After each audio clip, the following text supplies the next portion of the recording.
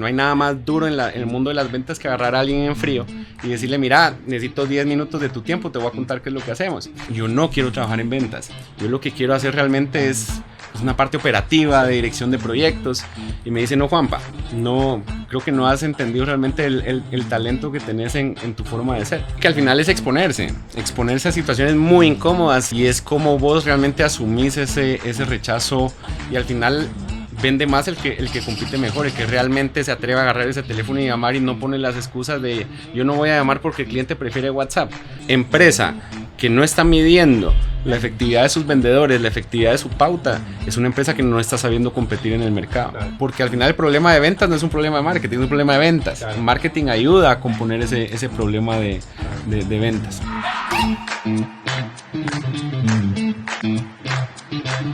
Bienvenidos a otro episodio de este podcast que nos inventamos con el pretexto de conocer y conversar con personas que admiramos mucho por lo que hacen, por lo que son y que creemos pueden aportarle bastante a las personas que estén montando empresa, que estén montando su propio negocio o incluso marca personal.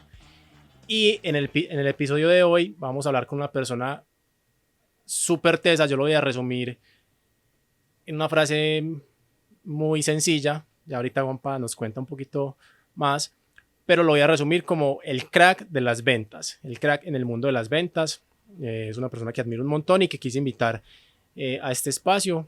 Juan Pablo Palmieri, bienvenido. Jay, ¿cómo vas? Súper bien, y vos, muchas gracias por el espacio.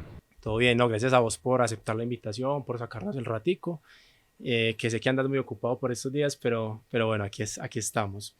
Juanpa, arranquemos. Contame quién es Juan Pablo Palmieri y qué haces. Belle, te cuento, yo soy guatemalteco, llevo ya viviendo 5 añitos acá en Colombia, en Medellín. Soy, hermano de 6 personajes, con una mamá increíble, con un equipo de trabajo impresionante, con una esposa hermosa, y pues ya un enamorado de las ventas, de la industria inmobiliaria. Yo estudié administración de empresas y ya pues saqué la maestría en Barcelona en Project Management, y a partir de ahí me dediqué a vender y he vendido toda la vida. Hoy pues tengo el gusto de liderar a una empresa muy linda que se llama Kiven, ventas inmobiliarias, y a un equipo hermoso con el que trabajamos todos los días por comernos la industria inmobiliaria. Genial, soy testigo de eso. Juanpa, no, se me olvidó decirte algo, y aprovechando este espacio que te tengo acá de frente, que quiero agradecerte pues, aquí ante las cámaras, porque vos fuiste una de las personas que más me motivó para yo poder tomar la decisión de emprender y de crear mi propia empresa. Entonces, agradecerte por eso, y también porque fuiste en los inicios y todavía un apoyo muy bacano y que nos diste la mano como en todo. Entonces, agradecerte aquí en este Muchas espacio. gracias a vos por haber dado ese salto al agua. No es fácil arrancar empresa, no es fácil construir, pero toca, y cuando tienen talento como vos lo tenés, es impresionante lo que se puede lograr. Y gracias, Juanpa. Bueno, siguiendo por la línea entonces de lo que nos contabas, ¿qué hacía Juan Pablo antes? ¿Qué hacía antes de emprender y de montar su propio negocio? Y de todo esto te cuento, a ver, para mí la vida ha sido como muy linda en todo mi proceso de crecimiento, porque imagínate que yo empecé, mi primer trabajo fue en un call center, sí, en un call center en un banco, y empezar en el call center uno dice, ¿y esto a mí para qué me va a servir? A mí mi mamá me dijo, mi amigo, usted o estudia y trabaja o solo trabaja, yo me encargo de cuidarlo. Pero a partir de eso, pues yo dije, voy a trabajar y voy a estudiar al mismo tiempo. Me metí al call center, del call center estuve a punto de volverme loco, porque pues este muñeco metido en 4 paredes hablando por teléfono, no, pues no fue lo ideal. Pero de ahí encontré un trabajo como recepcionista, de estos que están en los edificios recibiendo los documentos de las personas, y uno dice, bueno, ¿y esto para qué me va a servir? Okay. A partir de eso yo era un edificio muy grande en Guatemala que estaba como de moda, entonces entraba un mundo de gente y siempre tenía que estar atendiendo a estas personas. De ahí yo me dedico a una fundación, Un Techo para mi País. Sí. Me vuelvo voluntario full time, estuve en Haití, hubo una emergencia en Guatemala, entonces me dedico a reubicamos, me recuerdo en ese entonces, como a 500 familias, y a partir de eso pues yo renuncié del trabajo de recepcionista, y entonces me voy a me dedico ya a la parte de voluntariado y obviamente el dinero a mí me duró 2 meses, pues 3 meses y a partir de ahí me tocó ya como salir a buscar trabajo y bendito Dios a los 3, 4 días que empecé a buscar trabajo, un amigo que el papá tenía unos proyectos hidroeléctricos me dice, mira Juanpa, ¿por qué no te venís a trabajar con nosotros como de asistente de compras? Sí.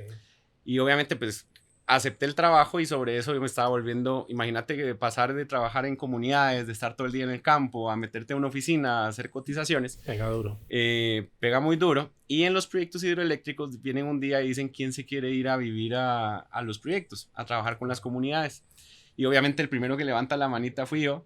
Y entonces me voy para los proyectos hidroeléctricos. Viví en San Mateo Ixtatán, se llama, un municipio allá en Guatemala, a 16 horas de la ciudad. Y básicamente allá viví como 3 añitos. Ya para el 4.º año la mamá me dice, mi amigo, usted o termina la universidad o termina la universidad. Me regreso a la universidad, termino, pues empiezo como a estudiar otra vez, termino la universidad e inmediatamente después me pongo a buscar qué maestría quería sacar y pues termino de un municipio lejísimos de la ciudad, entonces termino metido en Barcelona estudiando la maestría, me fui becado para allá y pues ya regreso a Guatemala y ya empiezo entonces a trabajar en todo el tema de las ventas y entonces uno dice, bueno, entonces ¿para qué te sirvió lo del call center? ¿Para qué te sirvió lo de atender gente? ¿Para qué te hace? A mí me tocaba atender todas las comunidades, eran como 10 comunidades con las que nos tocaba trabajar y era un mundo de gente con el que uno te tocaba hablar. Y parte de todo lo que uno va aprendiendo, pues al final cuando entras ya al mundo de las ventas te das cuenta que te toca llamar un montón, te toca hablar con un mundo de gente y te toca empezar realmente a valorar todas las relaciones que vos puedas ir creando de acuerdo a la estrategia que vos vayas montando. Entonces al final de ahí vengo, desde muy abajo, empezando pues prácticamente desde cero, obviamente con muchísimo apoyo de la mamá y de la familia, pero se me han ido abriendo las puertas en el camino y uno pues uno dice, bueno, ¿y esto para qué me va a servir? Pero al final la vida siempre lo está preparando a uno para el siguiente paso y esto es lo que me ha ido pasando a mí en cada momento. ¿Cuántos años tenías cuando estuviste haciendo lo del call center, lo de la hidroeléctrica? Lo del call center, imagínate, tenía 18, 19 años. Peladito. Chiquitín. Lo de la hidroeléctrica, pues yo terminé metido pues ahí manejando varios temas comunitarios. Yo tenía 22, 23 añitos. Y a mis 23 añitos, imagínate un niño estando metido en la montaña, manejando temas políticos, sociales, relaciones comunitarias, viendo que todo fluyera dentro de los proyectos hidroeléctricos, pues eso empieza como a nublarle a uno un montón la cabeza, porque entonces uno ya se siente un ser superior, ya no cabe uno en el mundo, y ahí es donde la mamá entonces me saca realmente a terminar de estudiar. De hecho ese fue un trago de humildad muy lindo cuando me sacan entonces de estar que en juntas directivas, que manejando relaciones con temas políticos, temas sociales, a regresar otra vez con básicamente niños de 18, 19, 20 años, otra vez a estudiar a la universidad. Claro. Entonces ya no era don Juan Pablo Palmieri, niño de 24 años, que era el príncipe de las comunidades, sino que ahora pues ya estaba sentado en la universidad otra vez, empezando desde cero prácticamente. Total. Un paso complicado, una decisión difícil de tomar. O sea, sí. ¿Cómo me bajo yo del ego que ya adquirí trabajando y me imagino conociendo personas para devolverme a la universidad? Pues es un paso muy duro y al final de hecho hace unos días platicaba con una amiga con la que vivimos precisamente en todo este tema de las comunidades y para mí esos 3 años que yo viví con las comunidades en los proyectos fueron de los años más lindos que yo he tenido en mi vida porque al final el vivir en el campo es otro tema totalmente distinto. Es un blanco o negro, no existen las escalas de grises, pero al final es un ambiente dentro de todo muy sano y muy desconectado realmente de toda esta hiperconectividad que tenemos hoy. Total, eso es muy bonito conocer como esas historias, las personas, los lugares. A mí me ha pasado, yo he viajado por mi profesión, he tenido la oportunidad de viajar a varias partes de Colombia a grabar videos y conocí unas personas increíbles pues con unas historias de vida que uno dice, pucha, o sea, en la ciudad la gente no sabe cómo vive la gente realmente. Entonces es muy bacano conocer esas historias. Juanpa, yo creo que, como lo veo yo, uno de las claves o de los secretos o de las habilidades que tú tienes y que te hacen ser exitoso en el campo de las ventas es tu forma de ser, tu personalidad. Vos sos una persona que cae bien, que es simpática, que sabe relacionarse con las personas. Y te quería preguntar si eso es un tema, ¿siempre has sido así toda la vida o fue algo que desarrollaste justamente por tus trabajos en el call center, en las comunidades? ¿Cómo lo ves vos? Sabes que siempre he sido muy inquieto, muy. Sí. De hecho, al principio cuando yo paso a todo el tema de lo de las hidroeléctricas y todo este tema, a mí me molestaban mucho porque me decían el ímpetu de la edad. Todo el tiempo estaba ahí, ¿qué más hacemos? Pero siempre he traído este tema como de construir relaciones y hacer amigos, pues he tenido la bendición de tener esa facilidad de construir relaciones. Sí. Y qué pasa que poquito a poco, conforme he ido madurando, pues he ido entendiendo realmente cómo usar esas relaciones y cómo ir construyendo a partir de esas relaciones. Entonces ha sido, pues yo creo que es un doncito que la vida me regaló, pero que se ha ido madurando conforme he ido estando expuesto a ciertas situaciones en ciertos momentos de mi vida. Excelente. Y eso ha ayudado a construir todo lo que estamos construyendo hoy. Excelente. Bueno, ahora sí entremos más en materia, Juanpa. ¿Qué hace Kiven y cómo nace? Te cuento, Kiven nace el año pasado, en abril del 2023, nace el 1 de abril, de hecho estamos cumpliendo 1 año y 1 mes de vida. Kiven nace, pues yo venía de otra sociedad, esa sociedad pues no llega a un buen fin y a partir de eso pues decido independizarme dentro de todo el juego. Sí. Pues tomaron la decisión por mí, pero me tocó dar un salto al vacío bastante fuerte, donde pues obviamente yo pasé de abril a junio, paso como un momento de crisis muy importante porque de la noche a la mañana te quitan la seguridad que uno podía tener y pues toca salir a ver cómo hace uno para sobrevivir. ¿Qué pasa? Que entonces a partir de que pasa esta mala experiencia societaria, resulta entonces que empiezo yo a aprender y una de las lecciones más lindas que aprendí en ese momento fue el aprender a recibir el cariño de tanta gente. Pues tengo un equipo hermoso que realmente ese equipo, mi esposa y todos los que están alrededor mío, pues cerraron filas y nunca dejaron que yo parara de construir. De hecho, Kiven, cuando vos ves el logo, el Ki viene de equinoccio, porque realmente todo pasa el 21 de marzo del 2023, el equinoccio de primavera, que significa renacimiento. Y cuando vos ves el logo hay 2 Cis por ahí. Y esas 2 Cis realmente es el equipo que acuerpa y que hace que Kiven sea posible a hoy. Y de ahí nace Kiven, a partir de entender que había una necesidad en el mundo inmobiliario, que es exactamente la misma necesidad en Estados Unidos, Guatemala, México, Colombia y donde querrás. Y eso entonces nos permite realmente aterrizar un producto muy enfocado en un mercado inmobiliario que ha estado como muy rezagado en todo el tema tecnológico.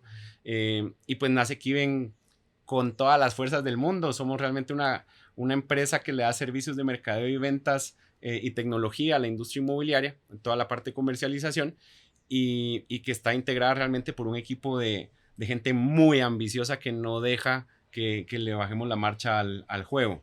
Hoy, 1 añito y 1 mes después, tenemos ya operaciones en Guatemala, México, Colombia y Panamá.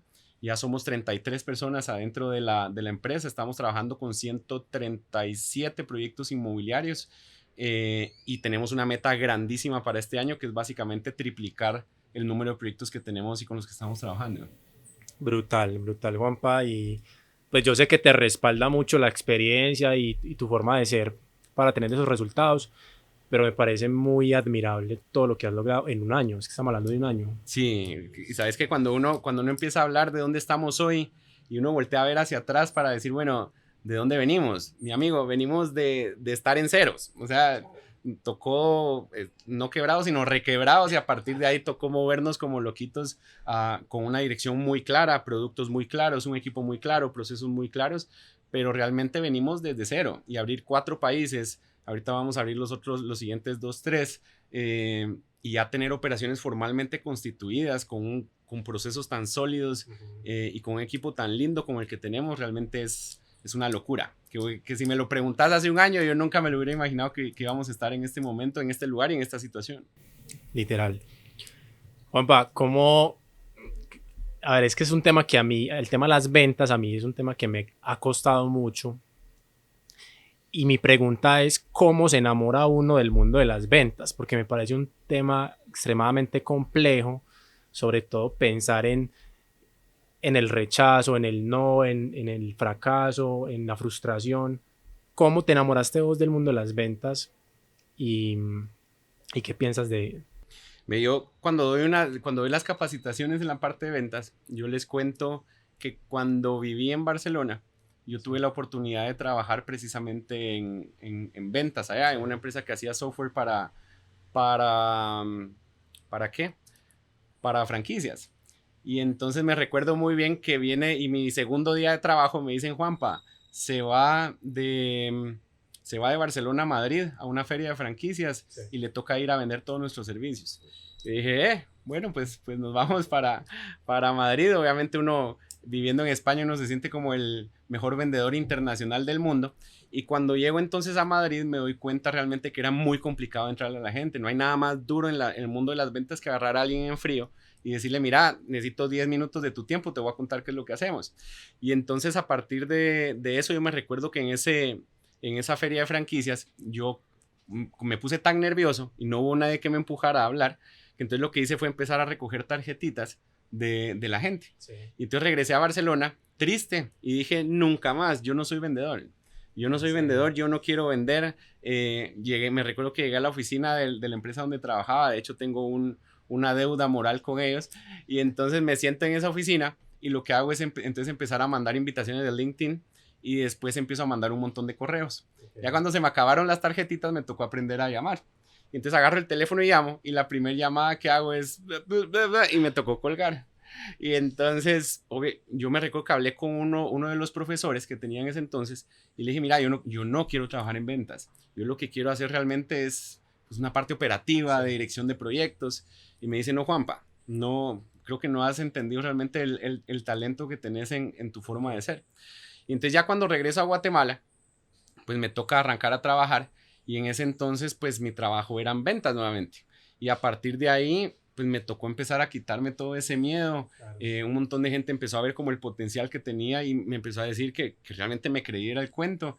Y poco a poco le fui agarrando realmente el sabor. Y parte de lo que me ayudó fue, y por qué empezamos a hablar del tema de las hidroeléctricas, porque uno en las hidroeléctricas, uno lo que aprende a hacer realmente es como entender la mesa, con quién estás hablando, cuándo estás hablando, y eso me encantaba. Entonces dije, ¿cómo meto todo este tema de estrategia en el mundo de las ventas? Y al final las ventas que nosotros hacemos son muy relacionales, y entonces entender quién está en la mesa, con quién hay que hablar, cuándo hay que hablar, y algo que me encanta y me apasiona es estructurar precisamente todas las estrategias de comunicación de a quién le vamos a ir hablando qué, entendiendo muy claro cuál es el objetivo que tengo, que al final es vender. Excelente. O sea que fue un rol que vos adoptaste y que en definitiva, no sé si viste el podcast que grabamos con Andrés de Conecti, y él decía mucho, es creerse el cuento, el cuento y tenerse la confianza de hacer lo que sabes hacer. Y sabes que al final es exponerse a situaciones muy incómodas. El tema de las ventas es, como vos lo decías ahora, tiene mucho rechazo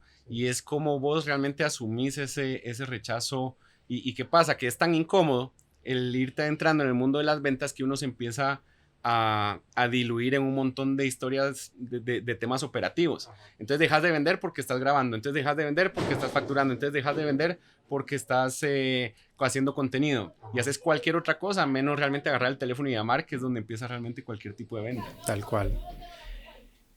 Juanpa, Kiven en las redes y creo que en el sitio web también tiene un lema que dice: vende más el que compite mejor.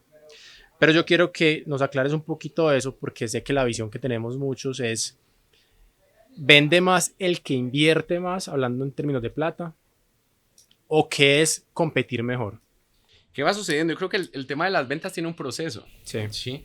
Si vos no tenés el proceso, a las personas y las herramientas adecuadas para realmente medir qué es lo que vos estás, en lo que vos estás invirtiendo, pues al final esa gran inversión se te empieza a convertir en un costo hundido que no le ves realmente forma ni tiempo ni forma. Entonces, ¿por qué nosotros hablamos de que vende más el que compite mejor? Por ejemplo, y eso sale realmente de que en Colombia de la noche a la mañana se nos caen las ventas por X, Y, Z razón, se nos caen las ventas, pero ventas siempre seguían existiendo. Y esas ventas entonces, ¿de quién son? De las personas que realmente saben llamar, de las personas que saben prospectar, de las personas que tienen un proceso ordenado y que van guiando esa conversación en el tiempo, y al final vende más el que compite mejor, el que realmente se atreve a agarrar ese teléfono y llamar y no pone las excusas de yo no voy a llamar porque el cliente prefiere WhatsApp. No va a llamar porque a usted no le gusta llamar, quítese el miedo a llamar. Entonces parte de lo que nosotros hacemos en Kiven es enseñar a vender. Obviamente hay un componente de tecnología muy fuerte, de procesos y de datos muy fuerte, pero realmente el corazón de todo esto nace a partir de una metodología que guía a los vendedores en ese paso a paso de cómo ir prospectando, cómo ir agendando citas y que tengan claro el objetivo comercial de cada una de las etapas del proceso de venta sin perder este sentimiento de vendedor. Nosotros la semana pasada dimos una charla en Guatemala de si la inteligencia artificial va a quitar al vendedor inmobiliario o no. ¿Y qué pasa? Que al vendedor inmobiliario como tal no lo va a desaparecer. Al que va a desaparecer es al informador inmobiliario o al vomitador profesional de información que lo único que hace es copiar, pegar, mandar, copiar, pegar, mandar correos. ¿Y eso qué termina sucediendo? Que eso es tan repetitivo y tan operativo que es automatizable. ¿Qué no puedes quitarle voz al vendedor? Por ejemplo, yo les ponía el comparativo de una persona que sí sabe llamar versus la inteligencia artificial llamando. Sí. Cuando vos escuchás a la inteligencia artificial, pues la inteligencia artificial te va hablando un script y responde a pues parámetros que vos ya dejaste establecidos. Sí. ¿Qué pasa? Que en una llamada con el cliente, si el cliente te va diciendo, no, yo ya compré. Y si la inteligencia artificial no viene y le pregunta, ¿pero en dónde compró? ¿Pero por qué no hace otra inversión? Ahí es donde se separa realmente el vendedor inmobiliario que sabe vender. Mira que en ese orden de ideas, nosotros tenemos la oportunidad también de trabajar con constructores, con inmobiliarias. Y lo que yo me di cuenta o me he dado cuenta es que, por ejemplo, bueno, todo lo que pasó en la pandemia, digamos que sí enseñó un poco y incentivó que algunas empresas o que todas las empresas intentaran digitalizarse y mejorar su exposición digital hacia los clientes. Pero entonces todos creen que vender es, hago una pauta en Meta, hago una pauta en Google, creo un contenido X. Pero también siento que han descuidado mucho todo lo que vos mencionas, que es el tema del relacionamiento con el cliente, porque es muy cierto. O sea, básicamente si ponemos una autorrespuesta o algo así con inteligencia artificial, digamos que viene siendo el equivalente a lo que era o es todavía los operadores que contestan una llamada, marque 1 para tal, marque 2 para tal, y eso no tiene ningún sentido en términos de cerrar una venta, pienso yo. Entonces me parece muy valioso como que las personas, los emprendedores y las constructoras que de pronto vean esto, piensen realmente que lo primero es tener un equipo capacitado para fidelizar y para cerrar las ventas. Es que una venta no se cierra en este mundo inmobiliario, no es tan simple de cerrar como entrar, añadir al carrito y comprar. Nosotros en las presentaciones de ventas que tenemos de Kiven, hay una parte que dice, somos implementadores de tecnología que sí se usa y que somos... que odiamos los arbolitos de Navidad en la parte de tecnología, que son estos sistemas que están llenos de adornos, pero que nadie termina de entender para qué sirven. ¿Qué pasa durante pandemia y que todo el mundo se empieza a digitalizar? Que empiezan a meter CRMs y a meter sistemas solo por tenerlo, por cumplir con un listo. Ya tengo CRM, check. Pero nunca nadie de hecho, hoy en la mañana tuve una reunión con un cliente en Panamá y me decía, mira, es que nosotros empezamos a meter Salesforce, empezamos a meter HubSpot y entonces ahora metimos HubSpot más Salesforce, más no sé qué, pero realmente nunca nos hemos sentado a aterrizar ese proceso, cuál es ese paso a paso y qué es lo que yo realmente quiero medir de mi equipo. Hoy, empresa que no está midiendo la efectividad de sus vendedores, la efectividad de su pauta, es una empresa que no está sabiendo competir en el mercado. Claro, tal cual. Y también se me viene otra idea a la cabeza y es lo que pretendía hacer Felipe Restrepo de Vecindario en algún momento, o por lo menos yo lo entendía así, era como ese gran e-commerce de la vivienda en Colombia y en el mundo, pues él pretendía, lo que entendía yo, él pretendía como reducir o simplificar tanto el proceso de compra de una vivienda que pudieras hacerlo todo virtual, todo por un sitio web, que sería genial, sería ideal, increíble, pero eso... Falta mucho para eso. Falta mucho para eso. Yo creo que es una parte, de hecho con él hemos tenido un montón de discusiones ahí como filosóficas del juego. ¿Y qué pasa? Que, pues si me preguntas a mí, hasta hace 4 años yo no tenía ni la menor idea de qué realmente era lo que podía comprar. Hay una parte bien importante en todo el proceso de compra de vivienda y es el proceso de educación del consumidor. Y esa educación no de cómo comprar vivienda, sino una educación financiera de realmente entender de dónde es que sale la plata para poder comprar una vivienda. Entonces, ¿qué pasa? Que automatizar el proceso se puede, pero que la gente entienda cómo ese proceso todavía requiere realmente de un humano que se siente con uno, a explicarle, mira, pues sí puedes comprar un carro, sí puedes comprar una casa. Yo te voy a pedir tanto de esto para la cuota inicial, te voy a pedir tanto de esto para tus cuotas, y hay un plan de pagos donde vos sí puedes entrar a comprar vivienda. Aquí está subsidio A, B, C, y se aplican de esta forma. Pero es tan complejo el proceso de entrar a subsidios, tan complejo el proceso ya de cerrar una negociación o un apartamento, que entonces la gente se queda muy estática y dice, bueno, ¿y ahora qué hago? Va? Imagínate que el CRM que nosotros implementamos se llama Pipedrive, y ese CRM vos puedes entrar, abrir tu cuenta y empezarlo a usar. ¿Qué pasa? Que muy pocas personas se toman el tiempo de entrar, configurar, hacer y deshacer, y así funciona el tema de la compra de vivienda. Es complicado, es un proceso, digamos, todo el proceso comercial puede ser simplificarse, pero ya el momento legal de la conversación es un proceso ya bien duro de documentación que uno tiene que tener claro. Sigue habiendo mucha burocracia. Exacto, y la burocracia termina matando el proceso de compra. Tal cual. Bueno, Juanpa, dos preguntas aquí rápidas para que sigamos avanzando en ese tema tan interesante. ¿Cómo tomaste o por qué tomaste la decisión de emprender y cómo hiciste para levantar el capital? Te cuento, nosotros, pues yo venía ya como de una empresa donde ya habían iniciado. ¿Qué pasa? Que cuando entonces termina esa relación con esa empresa, pues obviamente a mí me tocaban tenía dos grandes decisiones para tomar. La primera era que, bendito Dios, habían muchas oportunidades de trabajo donde me estaban ofreciendo un trabajo puro y duro. Y la otra, que era el camino difícil, era agarrar y emprender, ¿sí? Arrancar la empresa desde cero. ¿Qué pasó? Que más que por un tema de convicción de salir a emprender, creo que el equipo tan lindo que tengo nunca dejó ni siquiera que dudara medio segundo de si agarraba el trabajo o emprendía, sino que nos tiramos al agua a emprender, y es incomodarse. Pues yo pasé los primeros 3 meses realmente hundido en trabajo, donde tocó literal medicarse para poder dormir, pues. Y una vez superamos eso, yo creo que la satisfacción que da después de haber saltado al agua, donde muchas cosas pudieron haber salido mal, pues termina siendo muy gratificante para uno el estar hoy donde estamos. Hoy, y también se lo digo a los vendedores en las capacitaciones que tenemos, hoy es bien bonito venir y decirles: estamos en 4 países, próximos a abrir 2 más, que tenemos 130 y tantos proyectos, que ya son 33 personas, pero ¿qué es lo que nadie ve del proceso? Nadie ve la cantidad de llamadas que se hicieron, la cantidad de citas, de presentaciones. En un podcast que grabamos hace unos días, es decir, tuve un momento de mi vida donde tuve entre 10 y 15 reuniones diarias de presentación de quién era Kiven, cómo era Kiven, pero eso nadie lo ve.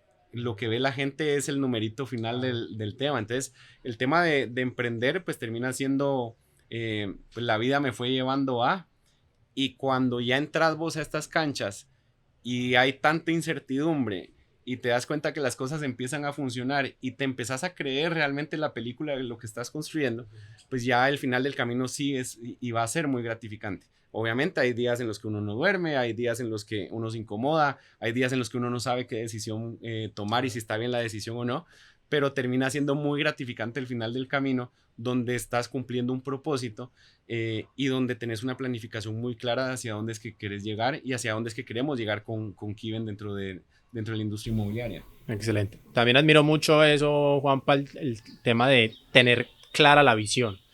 Yo creo que, y también lo hablaba con Andrés Cañola en el podcast anterior, y es, vos cuando emprendes tenés que ir haciendo un montón de cosas operativas, ir resolviendo chicharrones, problemas de dinero, con los clientes, pero siempre o nunca puedes perder de vista hacia dónde vas.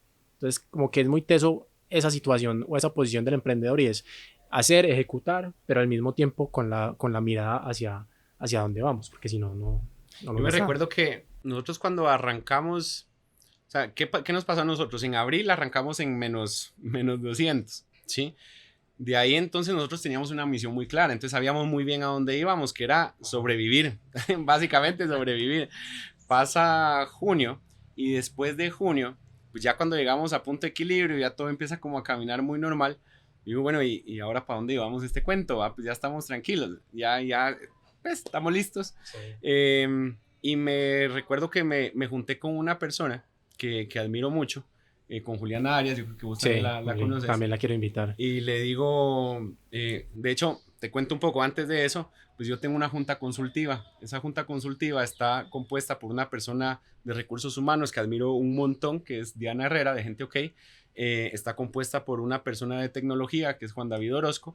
Está compuesta por una parte estratégica, que es donde entra Juliana Arias. Y está compuesta por Julián Rubio, que es una máquina en toda la parte financiera. Digamos que son como mis cuatro guías espirituales, cada quien en su tema. Y entonces me siento con Juliana Arias ya cuando llegamos a punto de equilibrio y le digo, Juli, ¿para dónde llevamos toda esta historia? Pues ya ella pues está en una constructora. Esta constructora es preciosa realmente en la cultura, en cómo han ido llevando las cosas. Y entonces le digo, yo quiero algo así. Y me dice, pues lo primero que tenés que decidir es realmente vos qué querés.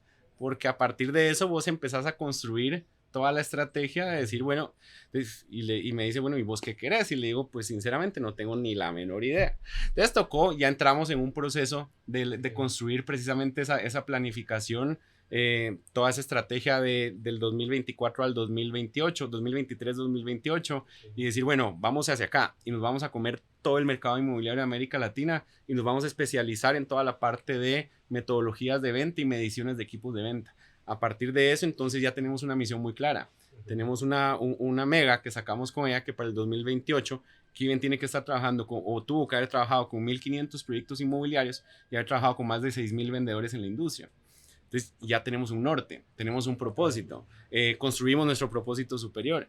Y a partir de eso, ¿qué pasa? Que todo se empieza a ordenar y a organizar en pro de. Entonces ya hay un objetivo muy claro más allá de sobrevivir y todo nace a partir de definir realmente vos qué es lo que querés.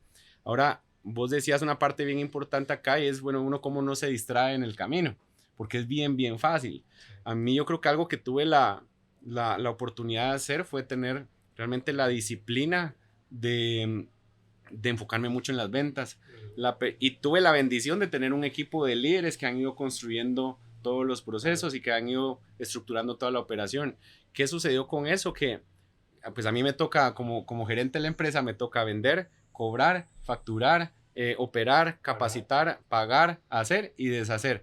Pero entre todo eso, entonces, ese montón y ese listado de cosas que me toca hacer terminan siendo el riesgo más grande de la empresa. Claro. Porque al final, hoy ya no tanto, ya tenemos un equipo de country managers que se encarga de ir vendiendo, pero realmente en ese momento los ingresos de la empresa dependían de mí. Total, no es como que me puedo levantar y decir no quiero hacer nada. Y entonces, si me empezaba a jalar todo el tema administrativo, operativo, pues realmente la empresa no iba a crecer.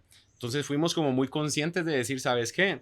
El 70% de mi tiempo de la semana está enfocado en ventas, estructura comercial, procesos comerciales y el restante en temas operativos, administrativos y financieros. ¿Qué pasa? Que he sido muy constante en todos los pasos. Todos los lunes tenemos reunión de cartera, reunión financiera, 30, 40 minutos, revisamos todos los países, tenemos revisión comercial, pero entonces ya entramos en una rutina muy organizada dentro de lo que nos toca hacer y eso permite que mantengamos una cadencia de crecimiento. Hoy estamos metiendo en Kiven casi 10 proyectos mensuales y tenemos que llegar a 20 mensuales en los próximos 6 meses.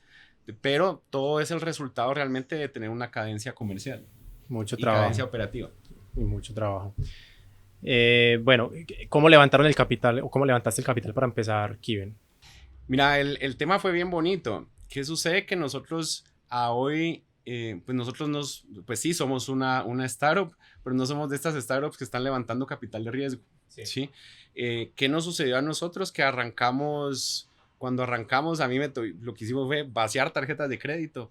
De hecho, pues te contaba ahorita al inicio, me toca sentarme con distintos constructores y desarrolladores inmobiliarios y les digo, mis amigos, pues va a pasar esto, van a decir esto y yo voy a construir esto. Y pues les dije, o me prestan plata muy cara con la única condición pues con el único tema que mi nombre está ahí metido, o les vendo un pedazo de una empresa que aún no existe. Y fue bien bonito ese proceso porque me dicen, Juanpa, no, pues facturando los próximos 5 o 6 meses de servicio y contar con esa plata. Ese fue un primer bolsoncito de dinero que nos dio como bastante respiro. De ahí vinieron ángeles muy lindos en todo esto que nos empezaron a apoyar y que nos prestaron dinero y realmente que hoy son parte de la sociedad, pero no porque me lo hayan pedido, sino porque creían realmente en su momento y pusieron plata sobre la mesa. toca bajarse un poquito el ego Claro. y salir a pedir ayuda, que eso para mí era muy complicado. Sí, te costó. Me costó un montón, pero yo creo que uno aprende realmente a aceptar consejos, a aceptar las manos de las personas que te quieren ayudar. Y te digo, nosotros pues pagamos prácticamente, pues tenemos un crédito ahí pequeño que es como un crédito revolvente que nos ha ayudando como tranquilidad en la parte de cajas, Sí. pero al final somos una empresa rentable desde junio del año pasado.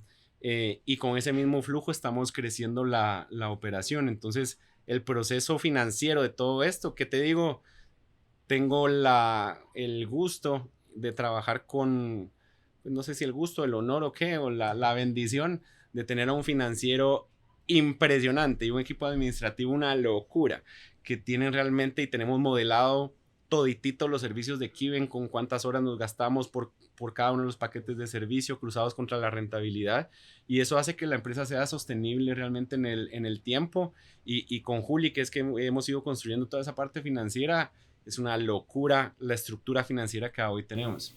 Brutal. No, y como enseñanza también a los emprendedores, que emprender no es salir solamente a vender y a prestar tus servicios, sino también lo que mencionas, organizarse, para dónde voy, contar y rodearse de personas que le aporten un montón, porque pues lo que dices, te ayudaron a construir un plan financiero que es súper importante, te orientaron, porque ahorita que hablabas y que decías, es que yo no sé para dónde voy, yo decía, si este man no sabe para dónde va, que es tan teso, yo qué puta estoy haciendo con mi vida. Pero entiendo que es un proceso, pues, y es saber rodearse también de gente que te aporte. No, y mira que uno viene, pues yo venía de mucho ruido, pues, o sea, Claro. yo vine de una crisis societaria, eso obviamente, que pasa que a uno no le da tiempo ni de pasar la depresión, Claro. la tusa, post crisis, sino que entra uno directo a trabajar, y realmente el tener un presupuesto, el tener un modelo de negocio ya muy claro, productos muy establecidos, un presupuesto que uno tiene que cumplir, y tener un equipo ya tan organizado, de que realmente han sido los líderes los que han ido organizando mucho la operación, eso te da toda la plataforma. Hoy te digo, se nos han acercado por ahí unas 5 o 6 personas a ofrecernos invertir en Kiven, y uno dice, bueno, ¿y lo agarra o no lo agarra? Sí. Es complicadito, porque al final vamos tan bien que en ese proceso, pues al principio cuando uno estaba naciendo, pues nadie le paraba bolas, pues sí fue impresionante el proceso, donde entonces ya la gente como que de repente le deja de hablar a uno, pero ya cuando ven que entonces Kiven empieza a despegar, mucha gente vuelve y se acerca a nosotros, claro, y dice, ¿sabes qué? Hagamos negocios, yo quiero abrir Kiven con vos, yo quiero, y entonces ya uno empieza a filtrar realmente a quién quiere sentado en la mesa, y si realmente quiere salir a levantar dinero, que eventualmente yo creo que lo haremos, pero va a ser un levantamiento de dinero muy enfocado en un crecimiento muy organizado. Sí, tal cual, porque sabes que yo pienso, a mí no me convence del todo ese modelo startupero que se ha venido dando de aquí a unos años, y es que muchas compañías empiezan a levantar plata por levantar plata y a crecer sin sentido, y es en ese momento en el que yo creo que las organizaciones pierden como su norte, porque están recibiendo un montón de plata, están disolviendo la empresa, dando acciones allí, se meten en un montón de chicharrones que es responder por platas sin saber si va a funcionar. Entonces yo creo que es también lo que vos decís, es no, venga, no salir a levantar plata por levantar, sino que tenga ¿Sabes qué pasó? Que yo creo que se puso de moda el salir en la fotito, el levantó tanto dinero, sí. Pero ¿qué pasa? Que yo creo que mucha gente no entiende qué hay detrás de ese dinero que se levanta, y la presión que uno llega a tener en ese modelo startupero. ¿Qué pasa si es un tema de capital para crecer la empresa como Dios manda? Pues genial, pero muchas de estas empresas ni siquiera eran rentables, y exacto, nunca, como que no había un fin realmente en qué momento iban a ser rentables. Entonces nosotros, yo creo que parte del aprendizaje es, nosotros vamos a crecer. Y te digo, a finales en la planificación estratégica definimos 11 países para el 2028. Ahorita nos vamos para Bolivia, para Perú y nos vamos para Ecuador, a empezar a tocar mercados. ¿Qué pasa con esto? Que en el momento donde el servicio de Kiven se empiece a cojear, en ese momento paramos el crecimiento. Claro. Y no tengo ninguna presión, porque la presión nos la estamos poniendo nosotros como equipo, y no alguien que te puso plata y que quiere ver la rentabilidad 3, 4, 5, 10x en el tiempo. Literal, parece perfecto. Juanpa, bueno, tú has mencionado que venías de otra empresa que tenías, una sociedad, pero ¿cómo llegas al mundo inmobiliario, al mercado inmobiliario? ¿Cómo llegas ahí? ¿Ya sabías, conocías el mercado, entendías cómo funcionaba? ¿O qué pasó? ¿O entraste y luego aprendiste? ¿Cómo llegaste ahí? ¿Sabes qué? Que yo creo que al principio uno empieza a manosear con un montón de industrias y en ese manoseo de un montón de industrias uno empieza realmente a entender que si vos no te focalizas y te especializas en una industria como tal, eh, pues tu crecimiento va a ser muy complicado. Por ejemplo, lo que nosotros hacemos, lo puedes hacer para carros, para seguros. Nos han hablado empresas en Estados Unidos para llevar el modelo allá, para temas de contratistas que arreglan techo. O sea, nos han ofrecido un montón de opciones donde uno tiene que estar muy enfocado y decir, no, es industria inmobiliaria, ¿y por qué industria inmobiliaria? Porque al final es, para empezar, es un montón de dinero. Número uno, número dos, cuando vos empezás a ver la industria, resulta que tiene exactamente las mismas carencias en la China que en Guatemala, que en Colombia, que en México. Y tercero, yo creo que todos hemos pasado por ese proceso de buscar vivienda y resulta que al final lo que tenés y la persona que te está atendiendo no tiene ni siquiera la cortesía de darte seguimiento después de que hiciste una visita. Entonces hay una gran oportunidad ahí donde el mercado es grandísimo. Hay una especialización muy fuerte de parte nuestra y eso nos permite realmente escalar todos los procesos y a hoy yo creo que ya gran parte del equipo agarra un proyecto, lo recibe, lo ve, lo mide, lo pesa, empieza a ver metros cuadrados, empieza a ver distribuciones, empieza a ver ubicación, empieza a ver precios, cuotas, etc, y el equipo ya sabe muy rápido qué proyecto va a ser exitoso, qué proyecto no, tasas de conversión promedio que pueden tener adentro del proceso y eso hace que la conversación sea muy, pues no fácil, pues porque ahí vas una curva de aprendizaje, pero ya sabes guiar, ya sabes qué es lo que no está bien, ya sabes qué hacer cuando las cosas no están bien en cada uno de los proyectos. ¿Qué hace un guatemalteco en Medellín? O sea, ¿por qué o cómo tomaron la decisión de hay que ir a abrir mercado a Colombia? ¿Por qué Colombia? ¿Cuál querés, la profesional o la romántica? Un poquito de las dos.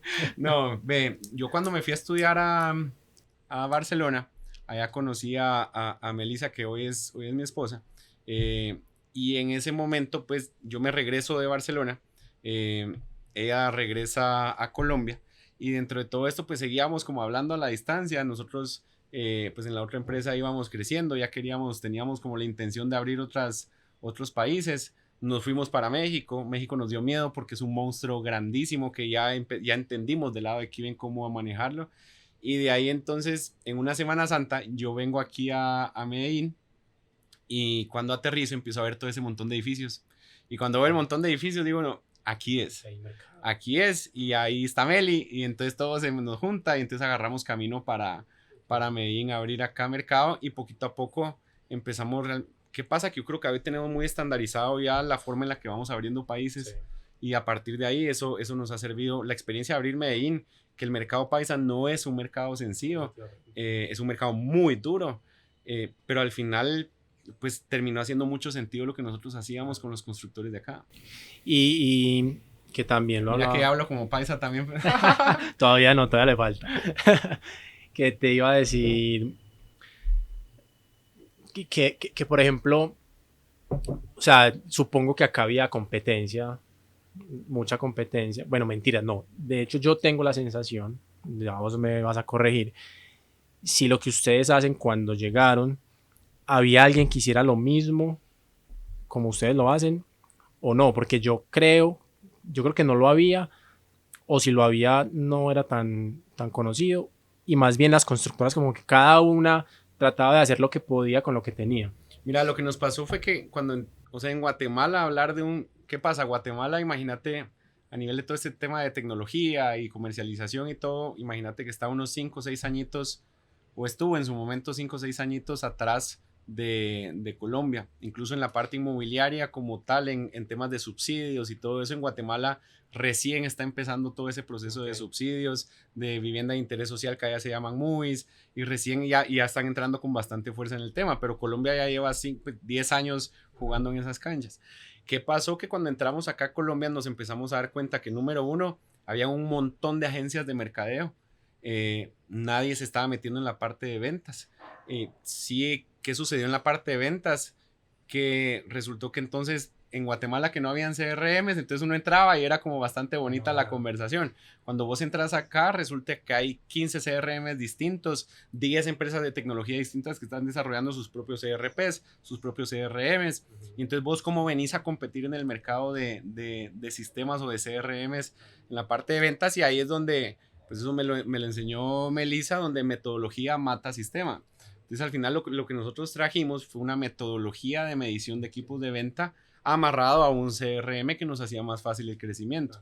Pero a hoy pues ya estamos trabajando, pues estamos casados con Pipedrive de arriba abajo, pero pues nos tocó adaptar nuestra metodología a Zoho, a Salesforce, a ¿qué otro? Odoo, HubSpot nos metimos ya de cabeza también, no como bandera de lo que nosotros estamos haciendo, pero sí como parte de los sistemas en los cuales ya nosotros podemos meter nuestra metodología y toda la parte de medición que nosotros hacemos. Claro, porque supongo que hay clientes que tumbar su sistema es un camello, entonces más bien me adapto a ellos y la adaptación, realmente la curva de aprendizaje adentro de las empresas de nuevos sistemas es una cosa, la gestión de cambio es una cosa loca. Entonces, ¿cómo le decís a un gerente que lleva 2 años peleando que su equipo se meta a usar su famoso sistema y que lo empiezan a usar y de repente aparece un guatemalteco aquí a decirle, no, fíjate que ese no era el sistema que tenías que poner y ahora es este? Claro. Y entonces a partir de ahí, pues sí, la entrada fue complicada. Y cuando entendimos que no era un tema de tecnología, sino un tema de metodología, ya la conversación cambió. Y de ahí hay un tema de rapidez que nosotros lo implementamos muy rápido.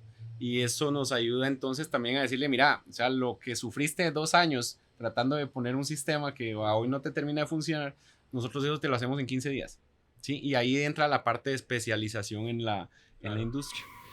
¿Y cómo te fue con ese choque cultural? Porque yo siento que el paisa sobre todo tiene, yo tengo 2 visiones.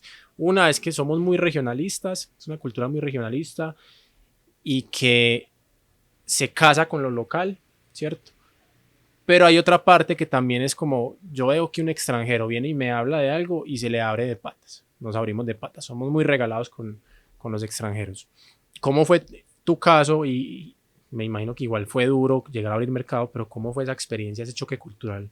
Mira, para nosotros los primeros 2 meses míos acá en Medellín fue una tortura. Yo me senté por ahí con unos 25 constructores, hice mi proceso de venta como de película. ¿Y qué pasa? Que lo que creo que les cuesta a los paisas es dar ese primer pasito de yo le creo. Okay. ¿Sí? Y a partir de que se da ese primer pasito yo lo creo y que los otros constructores empiezan a ver que estamos en el mercado, que ya estamos trabajando con constructores, a partir de ahí sí se nos empiezan a abrir bastante las puertas. Yo te digo, tal vez el choque cultural fueron los primeros 2-3 meses en lo que cerrábamos el primer cliente. Una vez cerrado el primer cliente, a partir de ahí como que ya entendimos muchas cosas y empezamos a hablar el idioma. Por ejemplo, yo aterricé aquí en Medellín y la primera propuesta que presenté, la presenté en dólares. Ok. No. Me queda, bueno, muchas gracias, pero siempre no. Platicamos y como son muy amables, uno dice, no, ya cerré esta venta y claramente no la cerré. Pues. Entonces, ¿qué pasa? Que el ir adaptando todo el discurso a los distintos lugares a los cuales vamos trabajando, precisamente nos ha ido abriendo las puertas muchísimo. Ese choque cultural lo tuvimos.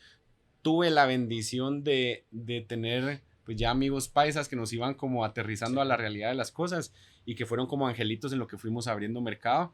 ¿Y qué pasa? Que se destrabó un siguiente paso y fue el perderle el miedo a abrir países. Y eso lo tenemos creo que muy claro en Kiven, que queremos todos los países, no solo queremos Colombia o Guatemala. Yo también admiro mucho eso, las personas que lo han logrado, que han logrado llevar su negocio a otros países, que lo hablaba también con Andrés de Connect y es,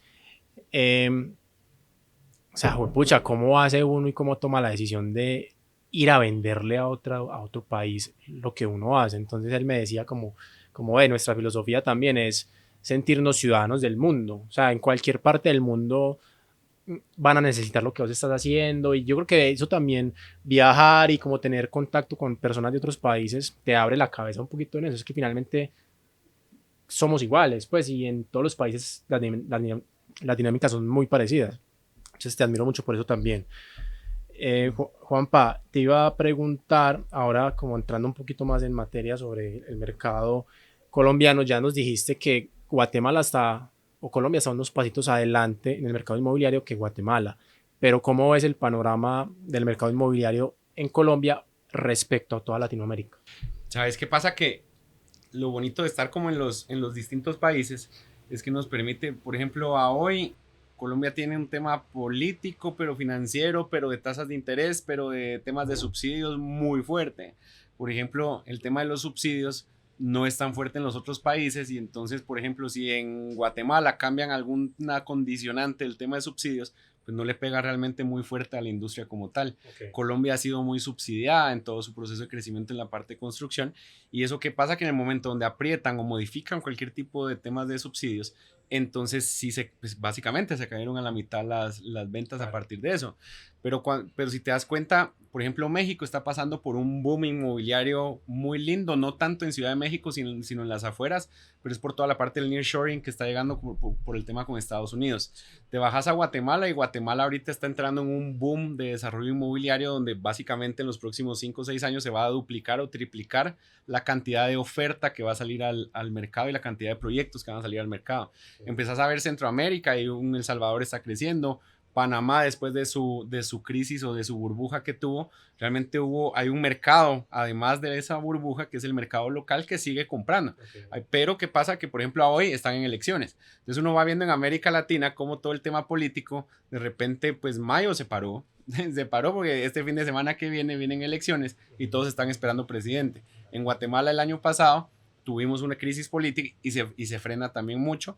Pero los mercados, al final el mercado inmobiliario es muy noble y eso sigue su rumbo. Aquí en Colombia, ¿qué pasa? Que entonces, si ya llega un momento donde no se sientan a hablar los actores que se tienen que sentar a hablar en la mesa y no realmente proponen temas económicos importantes para apoyar a la industria, se vienen unos mesecitos complicaditos para todo este proceso, con todo el tema de tasas de interés, con los cambios en el tema de subsidios, con lo complicado que está haciendo para los bancos decretar puntos de equilibrio y ya soltar plata a los constructores para que sigan avanzando. Sí. Entonces, ¿qué pasa? Que si todos los actores no se ponen de acuerdo en una misma línea, pues el mercado la va a ir pasando mal.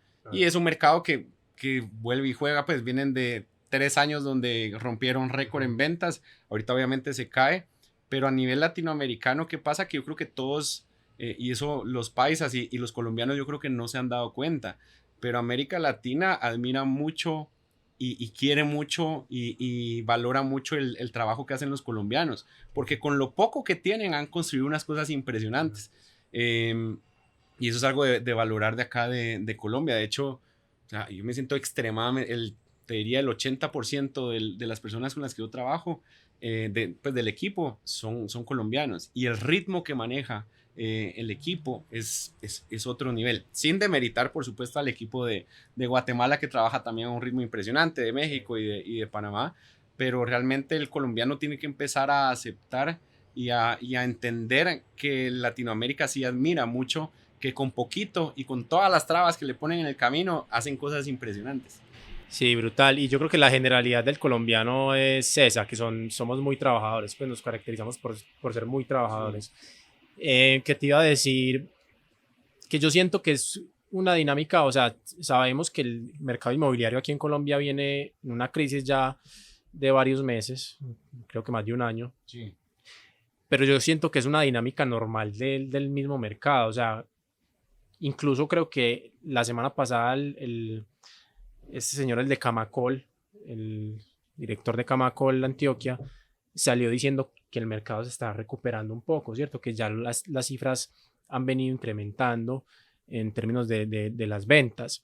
Entonces yo creo que el mercado sí, hemos pasado unos meses muy difíciles, pero ya viene otra vez el repunte, la gente nuevamente a creer que comprar vivienda es una buena decisión, que ya las tasas bajaron. Bueno, ahí vamos, lo que vos decís, hay muchos factores que influyen, pero siento que la dinámica ya empieza otra vez a normalizarse. Y esperemos que así sea. No, y ¿qué pasa? Que por ejemplo ya los bancos empiezan a anunciar que entonces pasaron del 18 al 12, del 12 Ajá. ahora al 11.75, de ahí entonces por ejemplo aquí en Antioquia sale la alcaldía y creo que la gobernación también a poner subsidios en la mesa. Entonces, ¿qué pasa? Que ya se empiezan a alinear esos planetas de decir, bueno, recuperemos entonces la industria de la construcción, y yo creo que poquito a poco le vamos viendo la luz al final del túnel. ¿Qué pasa con la industria inmobiliaria? Que todo lo que vos hagas hoy el reflejo de lo que hagas hoy lo vas a ver dentro de 2, 3 años. Claro. Entonces lo que está sucediendo hoy es el reflejo de lo que pasó algo que se venía como anunciando desde hace unos añitos, ¿va? Y entonces, ¿qué pasa? Que hoy están en proceso de entrega de todas esas viviendas que se vendieron hace 2, 3 años, y entonces con esa escalada de la tasa de interés, ahora la gente ya no aplica pues ya no califica para el crédito, y entonces ahí es donde se empiezan a trabar las cosas. Entonces, ¿qué pasa? Que yo creo que van ya por el camino correcto, y se tienen que ver las luces. Pues al final yo creo que es un mensaje del lado de Camacol muy importante, porque nos tiene que dar luz al final del camino y que se va viendo poco a poco. Literal. Juanpa, ¿qué pensás vos sobre este fenómeno que no pasa en Colombia, sino que también tengo entendido que en México y en España está muy fuerte, y es la gentrificación? ¿Vos cómo ves ese tema y qué beneficios le ves a ese fenómeno? Ve, yo creo que uno cuando opina de la gentrificación, que hasta la palabra es complicada, uno tiene dos momentos. Uno cuando lo ve desde afuera y otro cuando lo ve desde adentro, ¿sí? A mí ya me tocó verlo de las dos formas. Okay. Pues yo rento aquí, vivo en un apartamento rentado. ¿Y qué sucede? Que la gentrificación, que los gringos, que todo el cuento que viene para acá, para Medellín, que el turismo, etc., etc. Y uno dice, lo veo ahí como lejitos, ¿va? Pues a uno no le va a pasar nada. Entonces uno da opiniones muy profesionales de no, que ayuda a la economía local, etc., etc. ¿Qué pasa? Que de repente cuando te dicen mi amigo, pues viene una persona que quiere alquilar el apartamento y lo quiere alquilar por 3 veces más lo que vos me estás pagando. ¿Te quedas o no te quedas?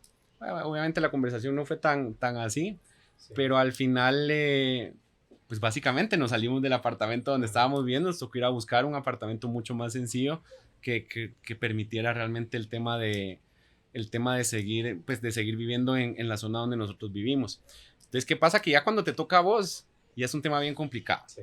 ¿Qué ha ido pasando? Que al final el mercado, yo creo que acá en Medellín también, poquito a poco se va regularizando, porque entonces vienen y dicen, pues yo ya realmente quiero a personas de confianza viviendo en mi apartamento. Cuando empezás a ver todo, el turismo para mí es muy bueno. Claro.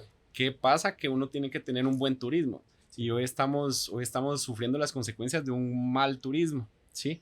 De hecho, a mí me cae muy mal cuando vos vivís en Medellín, y entonces me dice que las mujeres y que las drogas y le digo, no, puta, esa gente ya, los paisas salieron del mundo, sí, de ese mundo, y Medellín es muchísimo más que mujeres, drogas y todo lo que se puede encontrar, y realmente es una ciudad hermosa de gente guerrera para trabajar. Entonces, ¿qué pasa? Que la parte de la gentrificación, pues a nivel inmobiliario se vuelve bien interesante, porque algo que ha ido sucediendo es que ha promovido mucho como la democratización del acceso a invertir en vivienda. Entonces ahora pues ves todos los edificios turísticos que se están dando, donde sí, vos ya no compras un apartamento, sino que compras parte de una fracción inmobiliaria, y eso permite que con tickets pequeños vos tengas una bonita rentabilidad. ¿Qué pasa? Que el desarrollador tiene que tener bien claro o el constructor tiene que tener bien claro que esto, como puede que dure mucho en el tiempo, puede que dure muy poco. Entonces todo lo que están construyendo hoy para el tema de turismo, pues realmente lo debiesen de ir adecuando eventualmente para trasladarlo a un tema de vivienda ya muy tradicional de lo que venimos acostumbrados en Antioquia. Al final yo creo que es natural. A mí que me tocó, por ejemplo, Barcelona vivió el mismo proceso, manifestaciones, todo con los temas catalanes, que de hecho pues uno fue parte de esa gentrificación, porque yo fui a pagar un montón de dinero por vivir allá. Que al final, ¿qué pasa? Que cuando uno entiende ya el otro lado de la película, pues hay razón en la mesa. ¿Qué pasa? Que uno no puede frenar un mercado que va creciendo a ese ritmo, y es muy complicado frenarlo. ¿Y crees que se debería regular? Creo que se debería regular mucho el tema del turismo. A mí, sí, no tanto el tema de las rentas, que de repente que le pongan un tope a la renta, pues al final es un tema de libre mercado, y todos los días se levanta un tonto queriendo pagar 15 millones de pesos por un apartamento de 70 metros cuadrados, pero al final pues ese es el libre mercado. Claro. ¿Qué pasa? ¿Qué es lo que sí hay que regular? Lo que pasa adentro de ese apartamento. Que no se vale lo que está pasando hoy. Pues. Es verdad, es que mira que y va totalmente amarrado al tema de las rentas cortas, que también lo que hablabas ahorita, muchos desarrolladores están metiéndole la ficha a proyectos ya únicamente destinados a rentas cortas, y también hay un tema de clandestinidad de propietarios que rentan sus inmuebles, porque eso ya está regulado, sin tener la autorización. Bueno, hay un montón de problemas. Yo creería que sí sería bueno regularlo, por ejemplo, el tema de la inversión. Yo entiendo que Estados Unidos, cuando la gente va a invertir en vivienda o en algo allá, tiene que cumplir unos ciertos requisitos, ¿cierto? Yo creo que de pronto aquí nos falta un poquito eso, regular, mirar cómo se puede hacer todo ese proceso y toda esa transición sin que sea muy traumático, porque obviamente afecta al mercado, afecta a la inversión, a un montón de cosas. Pero bueno, el camino es largo y vamos a ver qué pasa. El camino es largo y qué pasa que por más regulaciones que uno ponga, al final eso va a seguir fluyendo de una forma muy natural y eventualmente el mismo mercado se va a cerrar. Pues ya hoy estamos viendo edificios que regularmente eran de vivienda normal que se están oponiendo en su totalidad a permitir rentas cortas en el juego y tienen toditita la razón, ¿sí? Pues yo creo que ahí el mercado se va a ir regularizando solito y llegará un momento donde sí, pues tocará poner reglas en el juego para evitar mucho el tema de prostituciones y todo el tráfico que lamentablemente se ha ido viendo en todo este proceso. Juanpa, cambiando un poquito de tema, ¿tú crees que el emprendedor debe convertirse en un experto en ventas o no es necesario? Yo creo que el emprendedor, si el mismo emprendedor va a ser el que va a dirigir su empresa, tiene que realmente salir a vender el sueño de lo que quiere construir. Y para nosotros dueños de empresa, todo el tiempo estamos vendiendo. Es mentira que no, yo voy a ser el dueño acá, pero me voy a alejar de la parte de ventas. Realmente, para mí el emprendedor sí tiene que saber vender. Y el problema con el emprendedor es que, por ejemplo, sabe cocinar, entonces sale a vender una vez que sabe cocinar y se mete a cocinar y deja de vender. Y precisamente por eso es que los emprendimientos no terminan realmente de cuajar porque se desenfocan de todo el proceso de seguir vendiendo y seguir creciendo. Entonces, para mí sí, el emprendedor sí o sí tiene que saber vender y mantenerse constantemente vendiendo. ¿Cuáles crees tú que son las claves o los infaltables para tener éxito en las ventas, ¿cierto? Ya sea en retail o de servicios. ¿Y cuál es esa diferencia entre vender productos, no sé, del consumo diario o un servicio a vender un apartamento, una casa, un proyecto inmobiliario? Yo creo que es un tema como de tiempos. Al final, ¿qué pasa? Que la venta inmobiliaria no es una venta transaccional, sino es una venta de gestión. Entonces, ¿qué pasa? Que es un proceso que lleva tiempo. La venta en el mundo del retail es un momento muy rápido donde uno tiene que entrar y entra y sale, ¿sí? ¿Qué pasa? Que para mí hay una parte bien importante y es si vos no tenés un buen producto, es mentira todo lo que pueda salir a hablar en retail o en el mundo de los servicios. Y yo creo que el mensaje es, hay que definir muy bien ese producto, probar hasta que realmente le pegue uno al que es. Y en la parte de retail versus la parte de servicios o tema el B2B o el mundo inmobiliario, es tener bien claro los tiempos. Al final, el retail tiene que tener un tema de marca muy fuerte, la parte inmobiliaria tiene que tener un tema relacional muy fuerte y de conducción de esas personas y de esos clientes. ¿Cuál es la importancia que tú le ves? Bueno, sabemos que, vuelvo y repito y retomo el tema de la pandemia, que la pandemia le enseñó a muchos empresarios tradicionales a que tenían que volcar su negocio a digital, ¿cierto? ¿Cuál es la importancia del marketing digital hoy para los negocios? Yo creo que hoy lo que no está en las redes sociales básicamente no existe. No existe. En todo. Yo creo que ya es en todo. Por ejemplo, hoy en promedio nuestros clientes están teniendo entre el 40 y 50% de las ventas que están generando en temas de apartamentos. En promedio hay unos que van 60, 70, 80% de las ventas vienen de lead digital. ¿Sí? Entonces a partir de ahí yo creo que si vos no tenés por lo menos presencia para que la gente, presencia validadora de tu marca, pues realmente no existís para el mundo más que el mundo que vos tenés alrededor. Claro. Y también quiero insistir ahí en lo que mencionaba ahorita, y es que las personas creen que entonces hacer una pauta en digital o estar haciendo marketing digital, como lo ven el común denominador de las personas, no funciona por sí solo. Pues yo tengo clientes que han recibido leads digitales 90, 100, 50, pero se caen o no concretan ninguno por una mala gestión, ¿cierto? Sí. Que es lo que mencionabas vos ahorita. ¿Cuál es la importancia del vendedor en todo el proceso? Entonces, no desligar el marketing digital, sobre todo en el tema inmobiliario, de la parte ya del relacionamiento con los clientes. ¿Sabes qué pasa? Que hay por ejemplo, nosotros en Kiven, nosotros no nos metemos a jugar a mercadeo digital si no tenemos control de qué es lo que está pasando en la parte de ventas.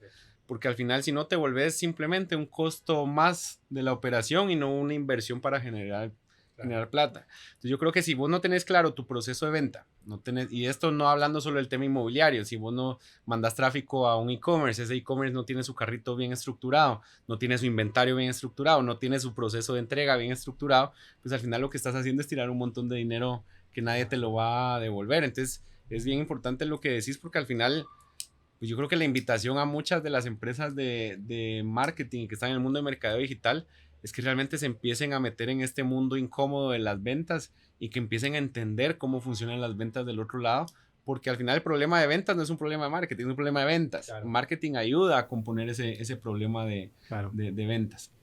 Sí, lo que siento yo es que muchas personas de pronto mal asesoradas o con un mal equipo le echan la culpa de los no resultados, de la falta de resultados, al marketing como tal y no a la venta.